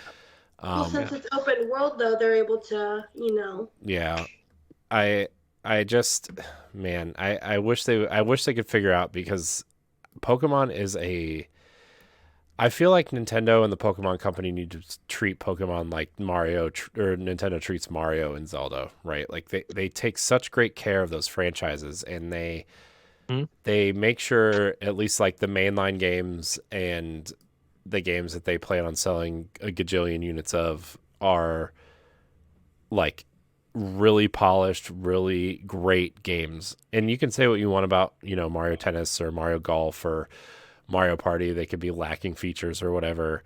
Like, I'm not talking about those games. I'm talking about like Odyssey and 3D World and Breath of the Wild and even Skyward Sword and Twilight Princess, games that people don't kind of see as lower tier games. But they always come out polished. They always come out as intended, right? And right, it's just sad to see that Pokemon keeps coming out in a way that is unacceptable to some players, and rightly so. I think Pokemon is so important. Right? In a lot of different ways, in terms of sales, in terms of the love of the franchise, in terms of iconic characters and monsters and, TV shows to games to backpacks to stuffed animals to, I mean, my daughter knows who Pikachu is and she's never even touched a video game, right? Like it's just Pokemon. I feel so bad for Pokemon fans because I think Pokemon kind of draws in a different type of gamer than a lot of these other games too, right? Like, people play Pokemon in a lot of different ways. People breed Pokemon, people play to breed them. People play to collect them. People play to battle them. People play to, do all kinds of things, play dress up, there's so many different ways. It's like the way that Animal Crossing draws players in to an extent, right? Because there's so many different ways to play. And I think that's part of its charm. Pokemon is a lot of people's number one or only JRPG. Um, Yeah. and they don't play. They may not like play other kind of RPGs or JRPGs, but Pokemon is such a big pop culture influence on a lot of stuff Hmm. that it's just something that is important that they get those games out. But when they get them out, that it has quality to them and Yeah. everything. And this is I can't knock the Pokemon Company or anything. I know some people want to knock them because of the performance issues, but like I said, there has been other big budget AAA games that when they come out, they need patches, they need fixing, they need a lot of work and stuff. And I think if the Pokemon Company would have been like, um, we do have a date, but let's come out and let's delay this. Hmm. If they came out and did that, people are welcoming to Nintendo when they delay games because they get a video, they get to hear something, or even if they just show like a little trailer. Like I think that's why more people love Anuma when he comes out and he said, "Hey, we got to delay Zelda, but we're showing you a little bit of what we got planned." People love and respect that. Hmm. And I think the Pokemon Company, people would love and would still love and respect them if they came out and just said, "Hey, I'm sorry, everybody, we have to we have to miss the fall launch or delay it to December, where it's not really um that many games coming out, and you be the big hit title for December." Because I'm just like, you already had the big hit title with God of War Ragnarok. It's okay moving that to December. Yeah, the Callisto protocol is going to be the big game, but hey, delay it to December where people will be interested to get it. And plus, Pokemon for Christmas. Who's going to pass that up? Yeah. Yeah, I know. It just I feel like the way they're trying to push Pokemon during the holiday season is such Mm, an antiquated thing at this point. Although I know it still sells, right? I mean, it's still like the big game for the year for Switch, right? So yes. what do I know? I'm sitting in an office, right, trying to be quiet so my kids don't wake up instead of doing something uh like this for real. But it's like I don't know, man. I just feel bad. I feel bad that this game was like the game everybody wanted it to be on paper, and then they get things where like trainers are doing, their arm is like spinning like this, or they throw their pokeball and the pokeball disappears, or it goes all the way across the map, or the monster they're trying to catch disappears, or the trainers they're trying to fight are standing in a weird animation so they can't battle the other Pokemon, right? Like there's just so many things that are going on that I don't know. So anyways, good times. Speaking of games that are great, uh, Mario Kart, guys, finally getting that Wave 3 of Yes. DLC. I'm very excited. Wave That 3. is exciting. What? That's exciting. It is exciting. I'm so excited. Yeah. Yeah.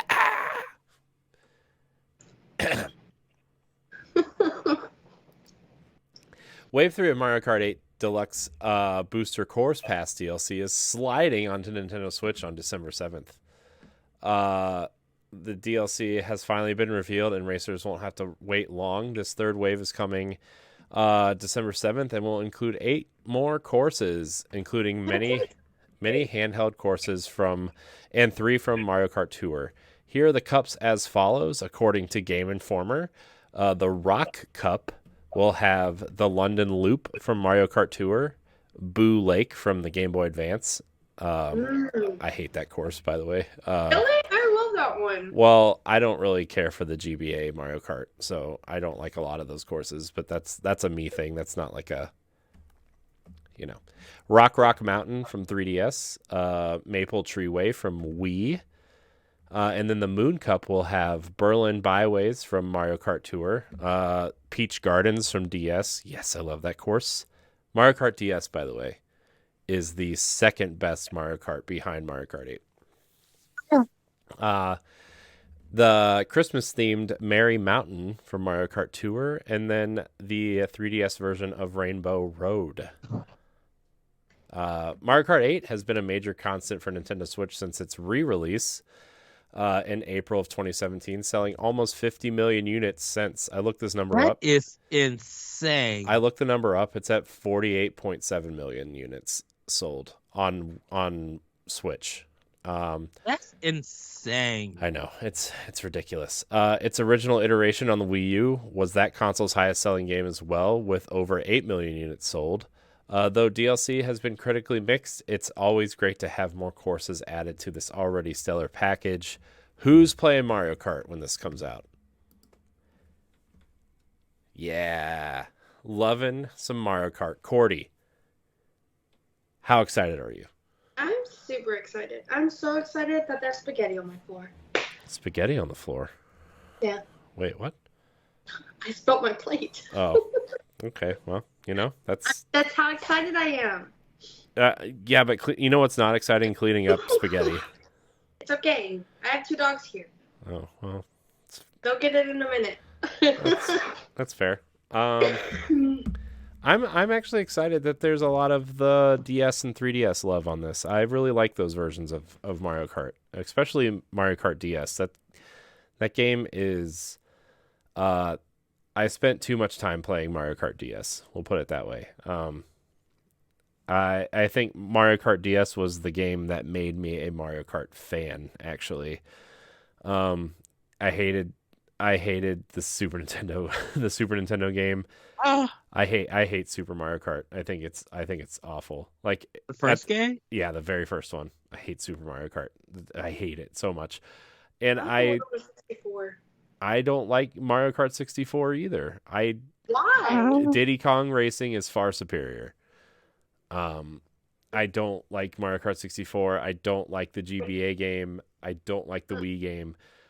Double Dash was the first one I played more than the other ones, but I played it because I had the GameCube at college and we played a lot of Mario Kart when we weren't playing Halo. Yeah.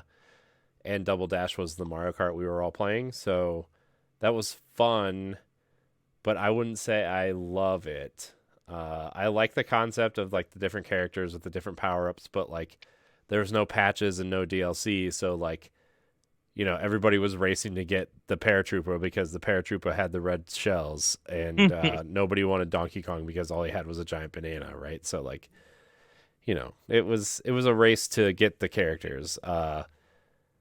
But Double Dash, I think it was the tracks for me. I just really enjoyed those tracks. Yeah, I mean the tracks are fine, and I think some of them have made their way over to Mario Kart 8 Deluxe, right? But like Mario Kart DS, guys, is top tier. It's top tier Mario Kart.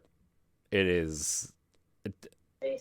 If you have a DS or a 3DS lying around, find Mario Kart DS. It is so good. So good. I have Mario Kart DS, and I only played it a little bit. I never fully got into it, and I think it's because of playing the console once more than the handhelds. I will say I did play the DS one with some other friends, and that one was really fun. I think, and I met somebody as a friend during playing that game, and we still cool and talk. And but I just never stayed down to learn that game and everything. I just been a console player for Mario Kart, so that's why I'm like shocked to be like, wait, like the Super Nintendo, the N64, because I played those ones so much over the handheld ones, and so I'm excited for this wave because I think a lot of the tracks that's on here are going to be brand new to me, so I can sit down and learn them. And even if I lose, I really don't care about losing in Mario Kart. I love just playing with everybody and how unexpected things can happen and just having a good time with it. That's all I care for about when it comes to Mario Kart. Yeah. I wish they would wish they would start adding characters too. I think that would be super fun. I do think that whatever the next Mario Kart is, though, is going to have like a Smash Brothers style roster. I think you're going to get more than just the, handful. Yeah. Also, why are there 5 versions of Mario instead of just like a drop down menu on Mario that says, "Oh, I want to be Metal Mario this time" instead of regular Mario, right? I mean, Link has the drop-down menu where you can pick between the 2 Links. Yoshi has like 12 different versions in a drop-down menu. Why do we need Cat Mario and Tanuki Mario and Metal Mario and Mario? I think because Mario's superior. Nah, Mario sucks. Rosalina all the way. Woo! Yeah, Rosalina's my main. She's my main gal. Zelda was my main until they decided to separate her and Sheik. Yep. I have no comment. Now we're just talking about Smash, which also King Dedede. Where's my King Dedede in Mario Kart? Oh my gosh, that'd be so awesome. My queen Samus, Zero Suit Samus. That's fair. All right. Well, I'm excited for Mario Kart. If you're excited, please join the Discord. We'll play some community game night when it comes out. I'm very excited. Yes. I think on December 7th, is December 7th a Friday? Is that Yeah. Whatever that Friday is. Go to Wednesday. Yeah, whatever that Friday is, we should get a group together and play for community game night. Yeah. Join the Discord to find out when we're playing. Yeah. Yay. Ed'll probably have to work. If I do, I'll have to work in the morning. Because it's Ed. You better call in. No, I've been getting a lot of evenings off. So I'll probably just have to open up the store, and that Friday I'll be off. Except for the one night we needed, Ed. That one was unexpected, and it's been unexpected for a lot of stuff. So Heard that before. I'll definitely have my pizza and drinks ready to play. Speaking of pizza, according to Twitter, Nier Automata has now sold over 7 million units thanks to the Switch release. Ed got so caught off guard that he's frozen, which makes me laugh. Makes me laugh. Here. I know. It's just fun. It's just funny. There was a part he was just so focused. I wasn't sure if he was frozen or not. I know. It was so funny. Into his screen. It was so funny. This comes from the official Nier Japanese account. According to the official Nier Twitter account, Nier Automata has sold more than 7 million units, thanks in part to the recent release on the Nintendo Switch. The last recorded number as of this podcast was just over 6.5 million units, meaning that the Switch release theoretically contributed almost 500,000 units towards that number in just over a month. Nier Automata is the sequel of the mid-2000s release Nier, which actually has 2 versions depending on what region you played it in. Excuse me. Don't die. Nier released a remaster in the form of Nier Replicant version 1.22474487139. Yes, that is the actual title of the game. On PlayStation 4 earlier this year, with fans clamoring for a Switch port in the future. The original Which Nier, I think we'll get. Yeah. The original Nier is in fact a sequel to one of the endings for Drakengard 3, a game from the obscure Japanese series Drakengard, which released on the PlayStation 3 in the US in December of 2013. Was it Drakengard 2, 1 and 2 on PlayStation 2? I think so. Yeah. Okay. Yeah. But yeah, Nier is a spin-off of Drakengard 3's, like, there's multiple endings to that game, and Nier is the sequel to one of the endings of Drakengard 3, so it's That's like a crazy. Oh, fun. Yeah. So yeah, Nier, man, that game just keeps chugging along. Mm-hmm. Yeah, I think Replica. So I think Drakengard should come to Switch. No, I've never played them. They're extremely difficult strategy games. They're not even RPGs. I think they're strategy RPGs. Like, you think of hardcore like Fire Emblem, I think is pretty much what they are, but like way harder. I think they'll retool it to make it easier or something. I don't think so. I don't think these games are ever coming out anymore. And I would like to play the original Nier. I never got to play that one either. Yeah, I kind of feel like Replicant will come to Switch at some point next year, which I will. And I know they're not the same type of games at all, right? One's like a slow paced, story driven action RPG, right? Whereas Nier Automata is like really fast paced action and just, gosh, Nier Automata is incredible, guys. I don't like to use hyperbole often, but I'm being dead serious when I say Nier Automata is an incredible experience. Everybody should play Nier Automata. Oh, it's so good. Please play it. Everybody. I think I'm trying to play. I mean, Ed, you know how I am when people hype up a game and they say it's the best game of all time. And that's literally like 12 games a year, right? Somebody's like, "Oh, yes, it's the greatest game of all time," right? And I'm like, let's chill. You just said that about a game last week. Relax. But man, when people say Nier is their favorite game of all time, I can see why people say that. It's incredible. Yeah, I feel like Replica. I think that's an E3 announcement. Yeah, and I think with the success of that being ported, I think it's gonna. I think they'll announce it on the system and everything, because I'm just like, they're both. Replica is not that different than Automata in feel, and stuff. So I think they could like port it over, and I think that game will even sell more or even better on Switch. Because I wonder what Nier Replicant sales numbers are actually. Right, that was the thing about it. It came and went, and I know it got some good ratings, but yeah, it's just like the talk of it just like died out after it came out. So. Well, Nier Replicant has exceeded 1.5 million units, so nice. Okay, well, it's doing well. So, I mean, that's only been less than a year, right? That came out this year, right? So, yeah.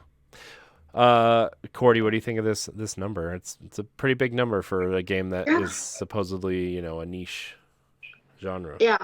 And it's supposed to be like, it's like, oh, just like a certain amount of people like it, which is it's a good number, because now it's like one of those things that are like not underappreciated. It's actually getting the love that it needs, kind of thing. Yeah. It's something I'm gonna have to try. That's for sure. Yeah, it's awesome. It's it's incredible. I know you play a lot of PC, or I know you play PC over console. Yeah, I do. The Switch experience is very good, but also I think if you want like a cleaner, higher frame rate experience, maybe PC might be the way to go for that, and it'll probably also be cheaper on PC, to be honest. But yeah, that's going to be my go-to. So, is it? I don't know if it's ready for pre-order. No, it is. What? Nier's been out on PC for quite a bit. No, I think. The one that we're talking about. Nier Replicant. Nier Replicant's only on PlayStation 4 right now, I think. Oh, is that? And Xbox, I think. Well, when it's ready for pre-order or to a wait list, I'm gonna get it. Yeah. So. Oh, show. Everybody buy Nier Automata. Automata. I don't know how to say it. Automata. But it's great. Buy it. That's all I got for Family news. I know a couple of other things came out today, but we talked a lot about the Mario movie, and I don't really feel like talking about some of the other things that were coming out today. Yeah, we'll talk about that next week. Sakurai showed off his impressive controller collection. That's about it. Did you see that image floating around? Yeah. Oh my gosh, he has so many controllers. Why do you need that many controllers? Oh my god. Although I think if I laid all my controllers out like this, I would probably have at least this many. So I believe it. there are some. Yeah, just looking at Oh, go ahead, Ed. Oh no, I was just saying, just looking at his entertainment system, where he was doing one of the Smash Directs, and he was showing all the stuff that he owned. Yeah. Yeah. Oh my gosh, look at all these like all these nasty white controllers are just yellow because he probably plays so many games. Mm-hmm. Oh man, that's why I don't like white controllers, is because like I don't. First of all, I know nobody really likes to be dirty, but I don't like to be dirty, and I don't like the perception of things that I have being dirty. And white stuff is just so like even when I get a PlayStation 5, I'm planning on getting the black skin for the console and a black controller because I don't want to use the white stuff because I don't want it to get dirty. Like, it's nice. It looks sleek. It looks clean, but then it's like, yeah, it will turn yellow later. Yeah. Yeah. So, also there's some like weird controllers in here with like special buttons, and I think these are probably what you think test controllers or like, dev kit controllers, like these Wii U controllers with the weird arrow pad on them. So, yeah. Sorry, I'm looking at them all right now. There's a lot of stuff in here. He has a lot of Xbox Elite controllers too. Why do you need that many Elite controllers? He has 4 Xbox Elite controllers. Why? He's a developer. I get it. Good for him though. Good for him. That's all we have for Family News. It's time for Pack Watch. Pack Watch. Yes, it is. Give me a Pack Watch, Ed. Pack Watch. Courty, give me a Pack Watch. Pack Watch. Yeah, that was great. That sounded like something from like Earthbound or something. Like Wow. One of the Earthbound characters in Smash. This week we have Soccer Story. Soccer Story is a physics-driven adventure RPG where every problem can be solved with your trusty magic ball. Along the way, you'll need to best bad guys in 1v1s, compete in a range of different sports, and sometimes use your brain just as much as your balls. If I did that, I would have 2 kids. Just kidding. I love my kids when they're asleep. In a world that has long forgotten the beautiful game, you can remind them why soccer is top of the table and best the most formidable teams, including the local toddlers and a group of sharks. Also coming out, it's not the Night Watch, it's the Night Witch, which I messed up on our Pack Watch graphic that went out today on social media, so sorry everybody. The Night Witch, it offers a mix of fast-paced shoot-'em-up combat with Metroidvania traversal and exploration alongside a magic deck building system. Gross. I was all in until deck building. The game's premise is that a mysterious threat and their army of war golems have overtaken a once peaceful metropolis, and it's up to Rain to use her powers to fight back and save those she loves. Ooh. Oh. On November 30th, we are finally getting the Front Mission First remake. Front Mission First remake comes back with an updated graphics and modern approach. Choose your side and enter the battlefield equipped with your armored Wanzer. The future of Huffman Island is in your hands. In the year 2090, the world conflicts are fought using giant war machines called Wanzers. What a cool word. Wanzers. Maybe that'll be the title of the episode. Wow. Wanzers with like 3 Z's. Inscription is coming. I was thinking of the Mario. Woohoo! With On December 1st, we're getting Inscription. Inscription is an inky black card-based odyssey that blends the deck-building roguelike escape room-style puzzles and psychological horror into a blood-laced smoothie. Gross. Darker still are the secrets inscribed upon the cards. Ed, did you play this? Jesse did. Jesse did. Yeah, I knew one of you did. Yeah, because it was on Game Pass for a while, and he was talking about it on Arsenal X when we were still doing that show. I miss Jesse. I do too. Hope he's doing all right. I mean, I know on social media he says he is, but I really hope he's doing all right. Jesse, we miss you. I No. miss you, Jess. Come back. I don't care. I don't care what show it is. Just come back. And then on December 2nd, Resident Evil Village Winter's expansion for the cloud version of Resident Evil Village split into 3 main components. The Winter's expansion consists of the hefty story expansion Shadows of Rose, an expansion to the vastly underrated Mercenaries mode, and an all-new third-person mode for the main story mode. There's a lot of modes. Like, just the word mode is in here a lot. Boom. Any of these seem enticing to anybody? I know the Night Witch and Front Mission first remake for me. I probably should give Stalker Story a try later on. Not probably next week. Mm-hmm. I feel like Soccer Story has a good release right now because of the whole World Cup. Yeah. That's a great. I wonder if that was part of their marketing or if it just happened to happen that way. Yeah. Also, FIFA is on sale for $10 on Switch right now. No. Use that $10 to go get some hefty bags because that's what that game is. Trash. Courty, what are you looking forward to? The Soccer Story. Yeah. I mean, front mission on this Probably list. try to do the Resident Evil. I would do that for PC or because this obviously the Switch version is the cloud version and nobody wants that. So the cloud version for Resident Evil Village, they really got some good ratings. It got like an 8.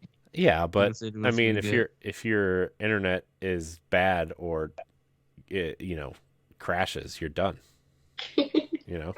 I mean, nobody wants that. That's the risk you take. Look, I want my giant vampire lady to step on me in HD, not pixelated streaming service. Wait a minute. Oh no! For someone who don't like horror games, really, Cory? No, I'm just kidding. I will not play Resident Evil Village. I don't like spooky games, even though I own every single one of them except for 8. I own every single Resident Evil on Xbox except for 8. So I own. No, I'm missing some on Xbox. For me, Front Mission First is the game I'm looking forward to the most. I want to see if it's any good. So, all right, guys, we're bringing back an old fan favorite.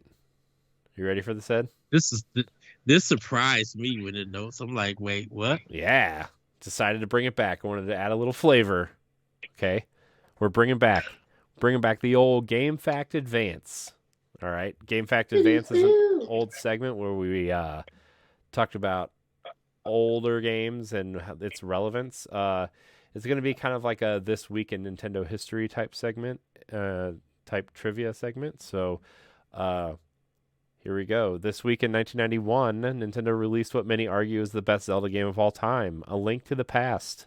With a fully realized world, story, a dark world to explore, and our iconic pink-haired hero, the game still encapsulates what defines a 2D Zelda experience. You can currently play the game on Switch via the Super Nintendo Entertainment System, Nintendo Switch Online package. Ed, we did this as a retro game show, our first attempt at a retro game show, which you can kind of watch on our YouTube channel. But Courty, do you have any experience with A Link to the Past? No. Yeah, I don't. Yeah, I mean, I'm on the Four Swords, Wind Waker, Twilight Princess. That's type of gal. that's why she's here, because she agrees with me. She agrees with me. Wind Waker, Twilight Princess, all the way. Woo. Anyway. Yeah. My only experience with A Link to the Past, I've tried to play it several times, but my only real experience is when Ed and I did the retro game show, and like half that audio is missing. So you can go find it if you want. It's like when Ed and I were really trying to figure out how to do video and stuff. Mm-hmm. We figured it out eventually, but it was the retro game show is something we are actually reviving. I think we're going to try to revive it in some shape or form. So be on the lookout for that. I want to do more stuff like this within Nintendo Power Block. I know we kind of talked about that a lot already, but it's a retro game show. Look out for it. It's gonna be cool. Fun. Yeah. Yeah. Courty, pick out some retro games. Bet. We're gonna need your streaming / recording ability. Perfect. All right. Ed, back to you. Well, everybody, we get into our final segment, which is Question the Block. Deshaun Malone at Ice Malone 330 via Twitter asks, "What are your frustrations with Nintendo like? Sometimes they're great, sometimes they so infuriating. Discuss." So, go ahead, Corey. Nope, you go. I don't think I have any frustrations with Nintendo. Of course you don't. I think what Nintendo does is something that's still what Western industry is not doing. Or, how sometimes they go, like the Western industry is going for this big cinematic feel, or just some stuff like over the top, but it caters to us, feels like it's catering to a specific kind of person, and it's kind of feel like this is what gamers in America kind of want. And I think Nintendo doesn't do anything like that. I think they're trying to make games for everybody. Yes, they have a Japanese feel, but at times it doesn't even feel Japanese. It just feels like a regular video game. Like they're not trying hard or anything. So I don't find them kind of infuriating, even with online. People say they should have a better online. And I think that's I think that's up to that person's opinion.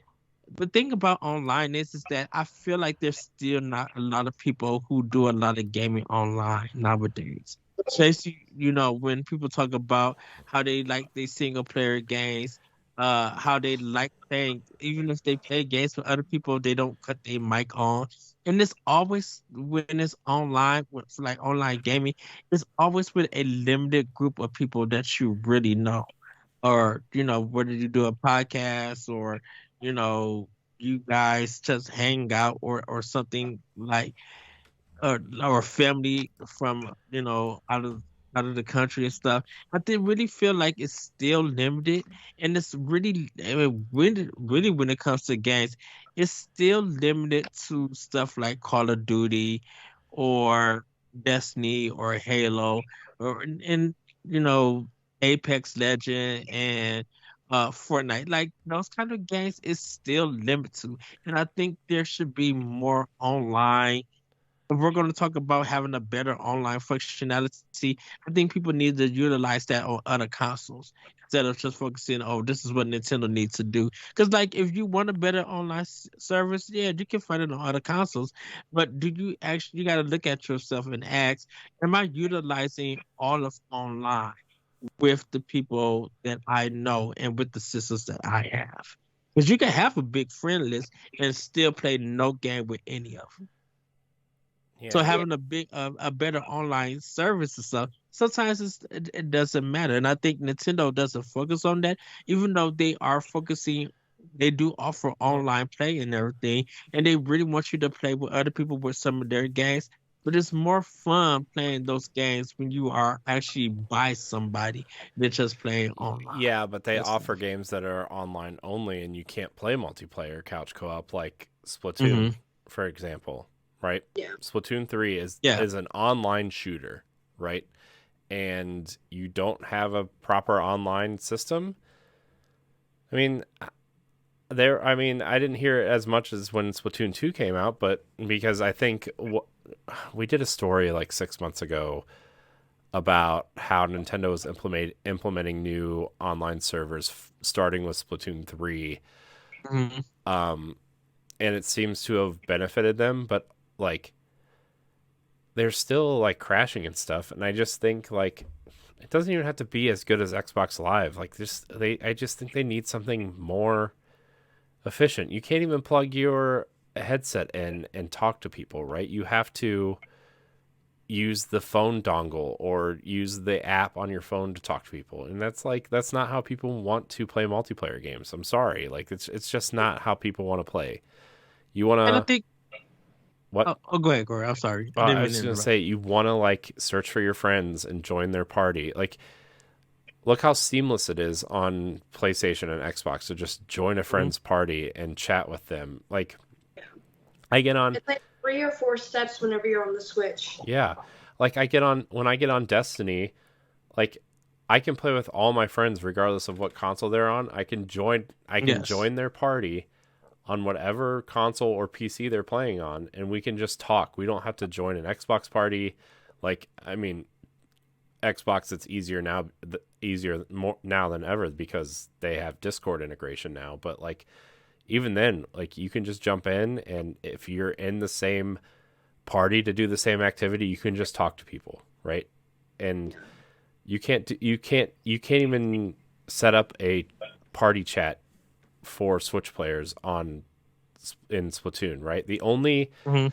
I think the only games that allow you to plug a headset into the and this is annoying too because like it had to be a wired headset up until like 6 months ago, and the Bluetooth in the Switch isn't even that great because the controllers use Bluetooth too. Yeah. Is the only games you could do plug in your headset are Halo, Fortnite, Apex, and Overwatch. And guess what? Nobody's really playing those games competitively with friends on the Switch, right? Yeah, Yeah. I mean, a lot of people play Fortnite on the Switch, right? Like it's a very popular system to play it on. But like, if you're gonna be serious, you're gonna be playing on an Xbox or a PlayStation or a PC, right? Yeah. And I think that what annoys me the most about Switch is like it could be that, you know? Nintendo could, and I'm not saying that's Nintendo's goal because I know it's not Mhm. and it's never going to be, but like as beautiful as Breath of the Wild is, I brought this up on the Boss Rush podcast a couple months ago. Like as beautiful as Breath of the Wild is and as fun and as great as it is, like you look at a game like for Horizon Forbidden West, it's like why can't we get a Zelda that looks like that? You know, like I would love that. And like I know Nintendo's going for a different art style and they're technologically limited and they're trying new things and that's great. I love it. I really do. Breath of the Wild is one of my, if not my favorite game of all time. I love it. But like Nintendo could be so much more than it is, you know. And sometimes as a Nintendo fan, you see the issues and everybody else is doing these issues, like they're not having the issues, and it makes you Mhm. frustrated, you know, and as a fan because you know Nintendo could be so much more. If Nintendo was the only console I had to own and I could Mhm. and I could connect online, I could get these, you know, big grand games like Destiny and Assassin's Creed and stuff on my Switch, I literally wouldn't own another console. No. Because you know, I own an Xbox because I love Destiny and I love high frame rates and I Mhm. love online play, you know. I Oh, I want a PlayStation because I want that beautiful open world experience of Horizon, right? Like Horizon Zero Dawn is one of my favorite games of all time too. It's the only platinum trophy I have on PlayStation. mhm. It's the reason why I want a PlayStation 5 is Horizon Forbidden West, right? I think Aloy's a cool character. I think that game is one of the most AAA games I've ever seen in my life. The way it looks, the way it runs, the way it plays, it's incredible. I But wish. even Oh, go ahead, Ed. go ahead. I'm sorry. Oh, I No, just. I think with Horizon and everything is that yes, it does look good, but it's bled in a lot of places that It's not. You just Horizon. don't like it. No. I That's a think Horizon. preference thing. No, I think Horizon is really good, but the thing about it is that I'm looking at Breath of the Wild being more colorful in different places, and Horizon being so brown in most of the game. Now, Horizon Forbidden West fixed that problem. Horizon Forbidden West has color in that game. Mhm. Stuff pops, so it makes you look at it and be like, this is what our this is what the color that game needed in the first one. I understand what Horizon was going through. I mean, not going through, going for with this first game. But then you look at Forbidden West, you'd be like, this is what you guys. This could have been the first game. Way more enjoyable. Story wise, is that's completely something else. But visually, that's what it should have gone for. Breath of the Wild, I mean, Tears of the Kingdom, we don't know what they're going to go for until the game comes out. But if you look at Forbidden West, you'd be like, this is what Guerrilla Games do best at. When they add color to their games and stuff pops, they really make that world feel expressive. It doesn't feel dry and dead or anything. And I think and I think with Nintendo, it's their mentality that yes, we are making games, and I know I said this earlier that it's not to be like, oh, we're a Japanese developer, so we need to keep it Japanese. We are trying to always do something that's very different from what everybody else. Because we had that complaint, Corey, that like a lot of Sony games are over the shoulder style games. They all look and play similarly in a row. If you look at Microsoft, they were big on a lot of mature shooters and stuff. So with the Western games, they felt kind of like a lack of ideas at one point in time. And I think Nintendo is just like, we are always trying to do something. Yes, Nintendo's not looking for the Destiny player. They're not looking for the Call of Duty player. Because yes, those experiences, Nintendo recognizes it, and they know that that experience should be on someone else's platform, and they could probably congratulate them. They're glad that they making their success stories with those games, but they are in a different realm of designing stuff. Like Call of Duty, look, I completely feel like no one at Bungie could make a Metroid Prime game. I Because they have. I mean, I understand what you're saying, but like, I'm not even saying from like a story standpoint, from a dialogue standpoint. I'm just talking from a technological and graphical standpoint. There is nothing I want more than a Zelda game that looks like Horizon. I understand, and I think just with the voice chat and stuff, I think those games that I mentioned earlier, it just feel like yes, those games you need it and everything, but I don't feel like people are voice chatting anything through Persona 5 or they're or not, having because they're deep single player discussions. games. Right, but I'm just saying, like, if you're playing Persona 5 and I'm playing Persona 5 and we're at different points, why can't we get online and chat? And I think that's when online. Well, we can't. But why not? I'm really overthinking this. No, but when people talk about online chat and stuff, it's a limited of games that people talk about when it comes to online chatting. They're not talking about every genre that's on a console. No. It's always the competitive stuff that people want the online chatting. But why can't we not chat during the single player stuff? Why can I not play Rise of the Tomb Raider and you play whatever, Corey, and we be on our games just chatting? I mean, we can, but on the Switch we can't. That's the problem. We'll wait for the next system. The next system's going to do it since it's about to hit the 5-year mark. Well, and that's the kind of thing is that the kind of question that we're talking about when it comes to online chatting, if we're playing different games, or are you talking about only for competitive games? I'm talking about both. You games? can't do either. I mean, it's the same thing. Well, no, you can't party. I'm just talking about the question. We're breaking Courty's brain. Oh my god, Courty, what frustrates you about Nintendo? I don't know. They came in the end of a new era. They started out really late in a new wave of things that was happening, and now they're hitting their mark, and they can't do much with their Switch, and they're ready to upgrade. But they're not ready to upgrade because everyone just upgraded. So they're like, do we wait a little bit till everyone gets a PlayStation 5? Or do we wait 2 more years after so that people have saved up their money and then PlayStation 6 and the Xbox 2 is ready to come out? Like, I feel like they're on the fence about that, and I think that's the only thing that's frustrating because they don't have the software for Discord group chats and which is fine because Xbox and PlayStation at this time don't have the games for those new systems. It's been 2 years.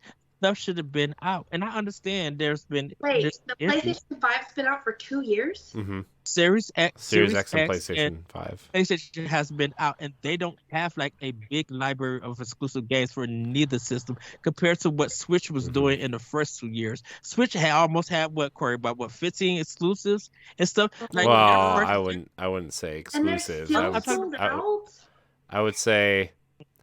Let's see, Splatoon 2. Let's see, Splatoon 2, ARMS, Odyssey, Fire Emblem, Xenoblade, Mario Rabbids.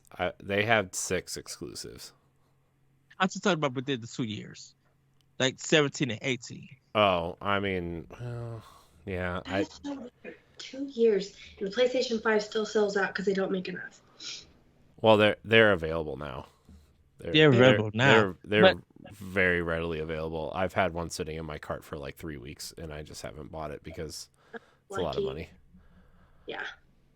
But like first party wise, they don't have a big library like Nintendo first party. Yeah, but again, I don't. Those consoles will never have. I mean, Xbox might once they start putting games out, but I mean, yeah.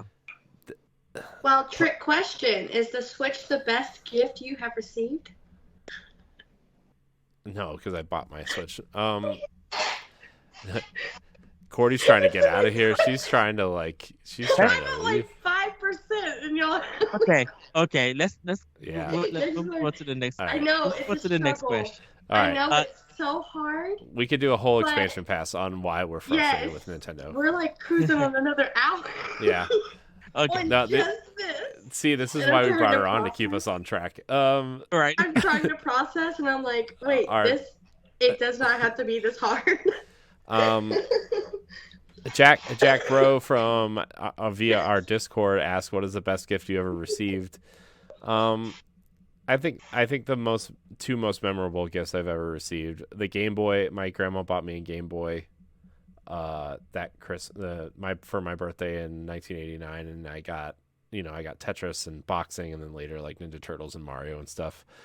And then the Nintendo 64 I got in 1996. My grandma again bought me that, and it was it's my favorite Christmas I've ever experienced. Because of the Nintendo 64. So. The best gift I got was a Wii U for my mom because I didn't expect her.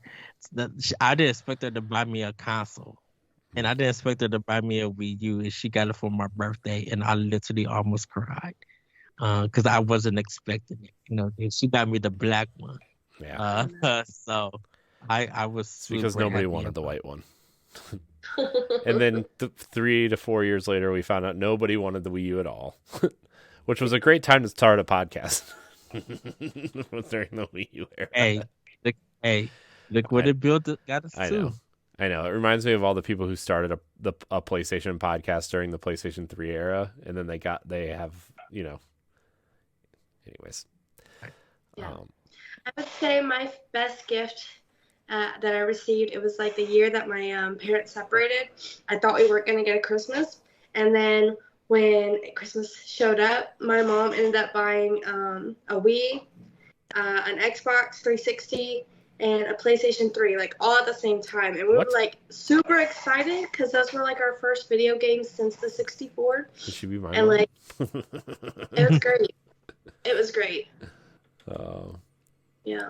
That's awesome. That's so cool.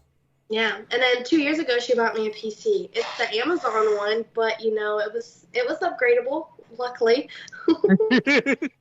I told her I wanted one, and she's like, "I got it on Amazon." I was like, "Which one did you get?"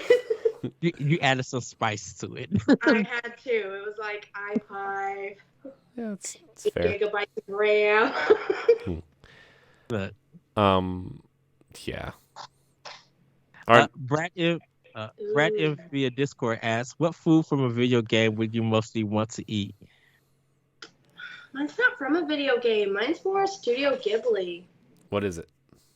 That It'd counts. be like the ramen, like their little bowls in Ponyo, the little ramen with like the ham and the eggs and the little... Yeah.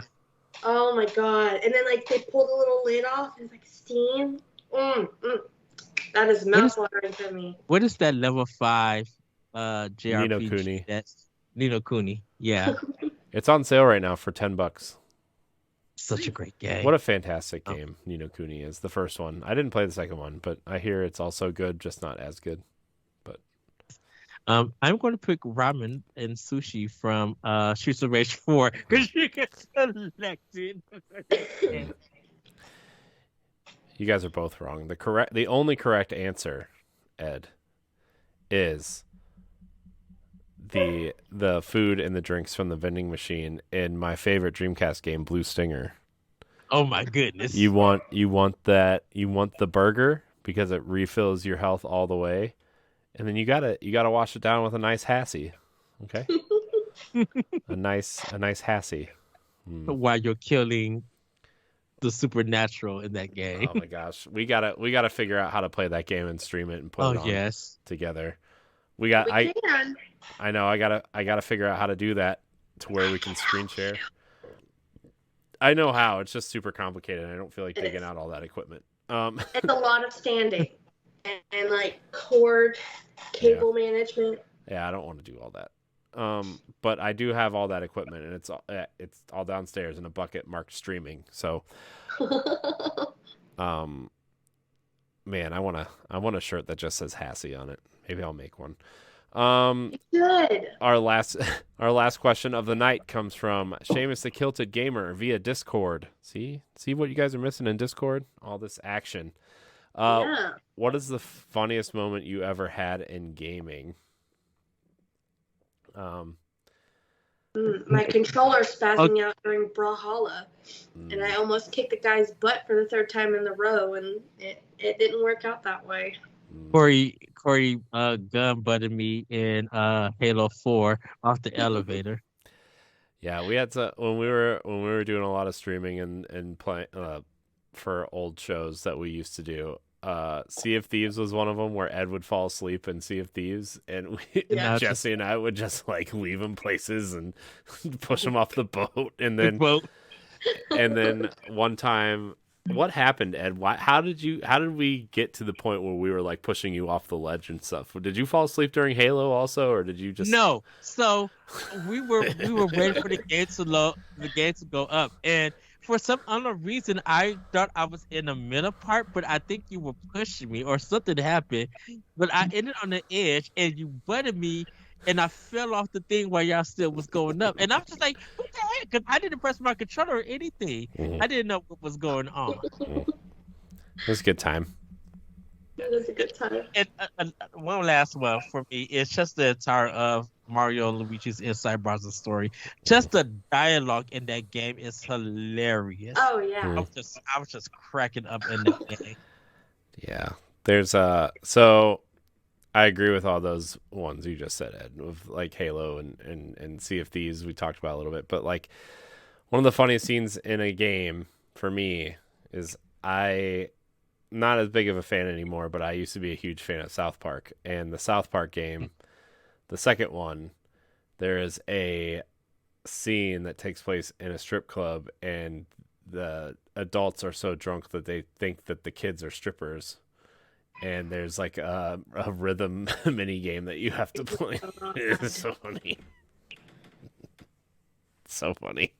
And what game is this in? The second South Park RPG, the Fractured Butthole. You should play the Stick of Truth first, though, because it's I played the Stick of Truth. Yeah, it literally picks up right after the Stick of Truth. Like they're literally still playing like Lord of the Rings, and then Cartman says, "Okay, we're playing superheroes now," and then they go all change into superhero outfits.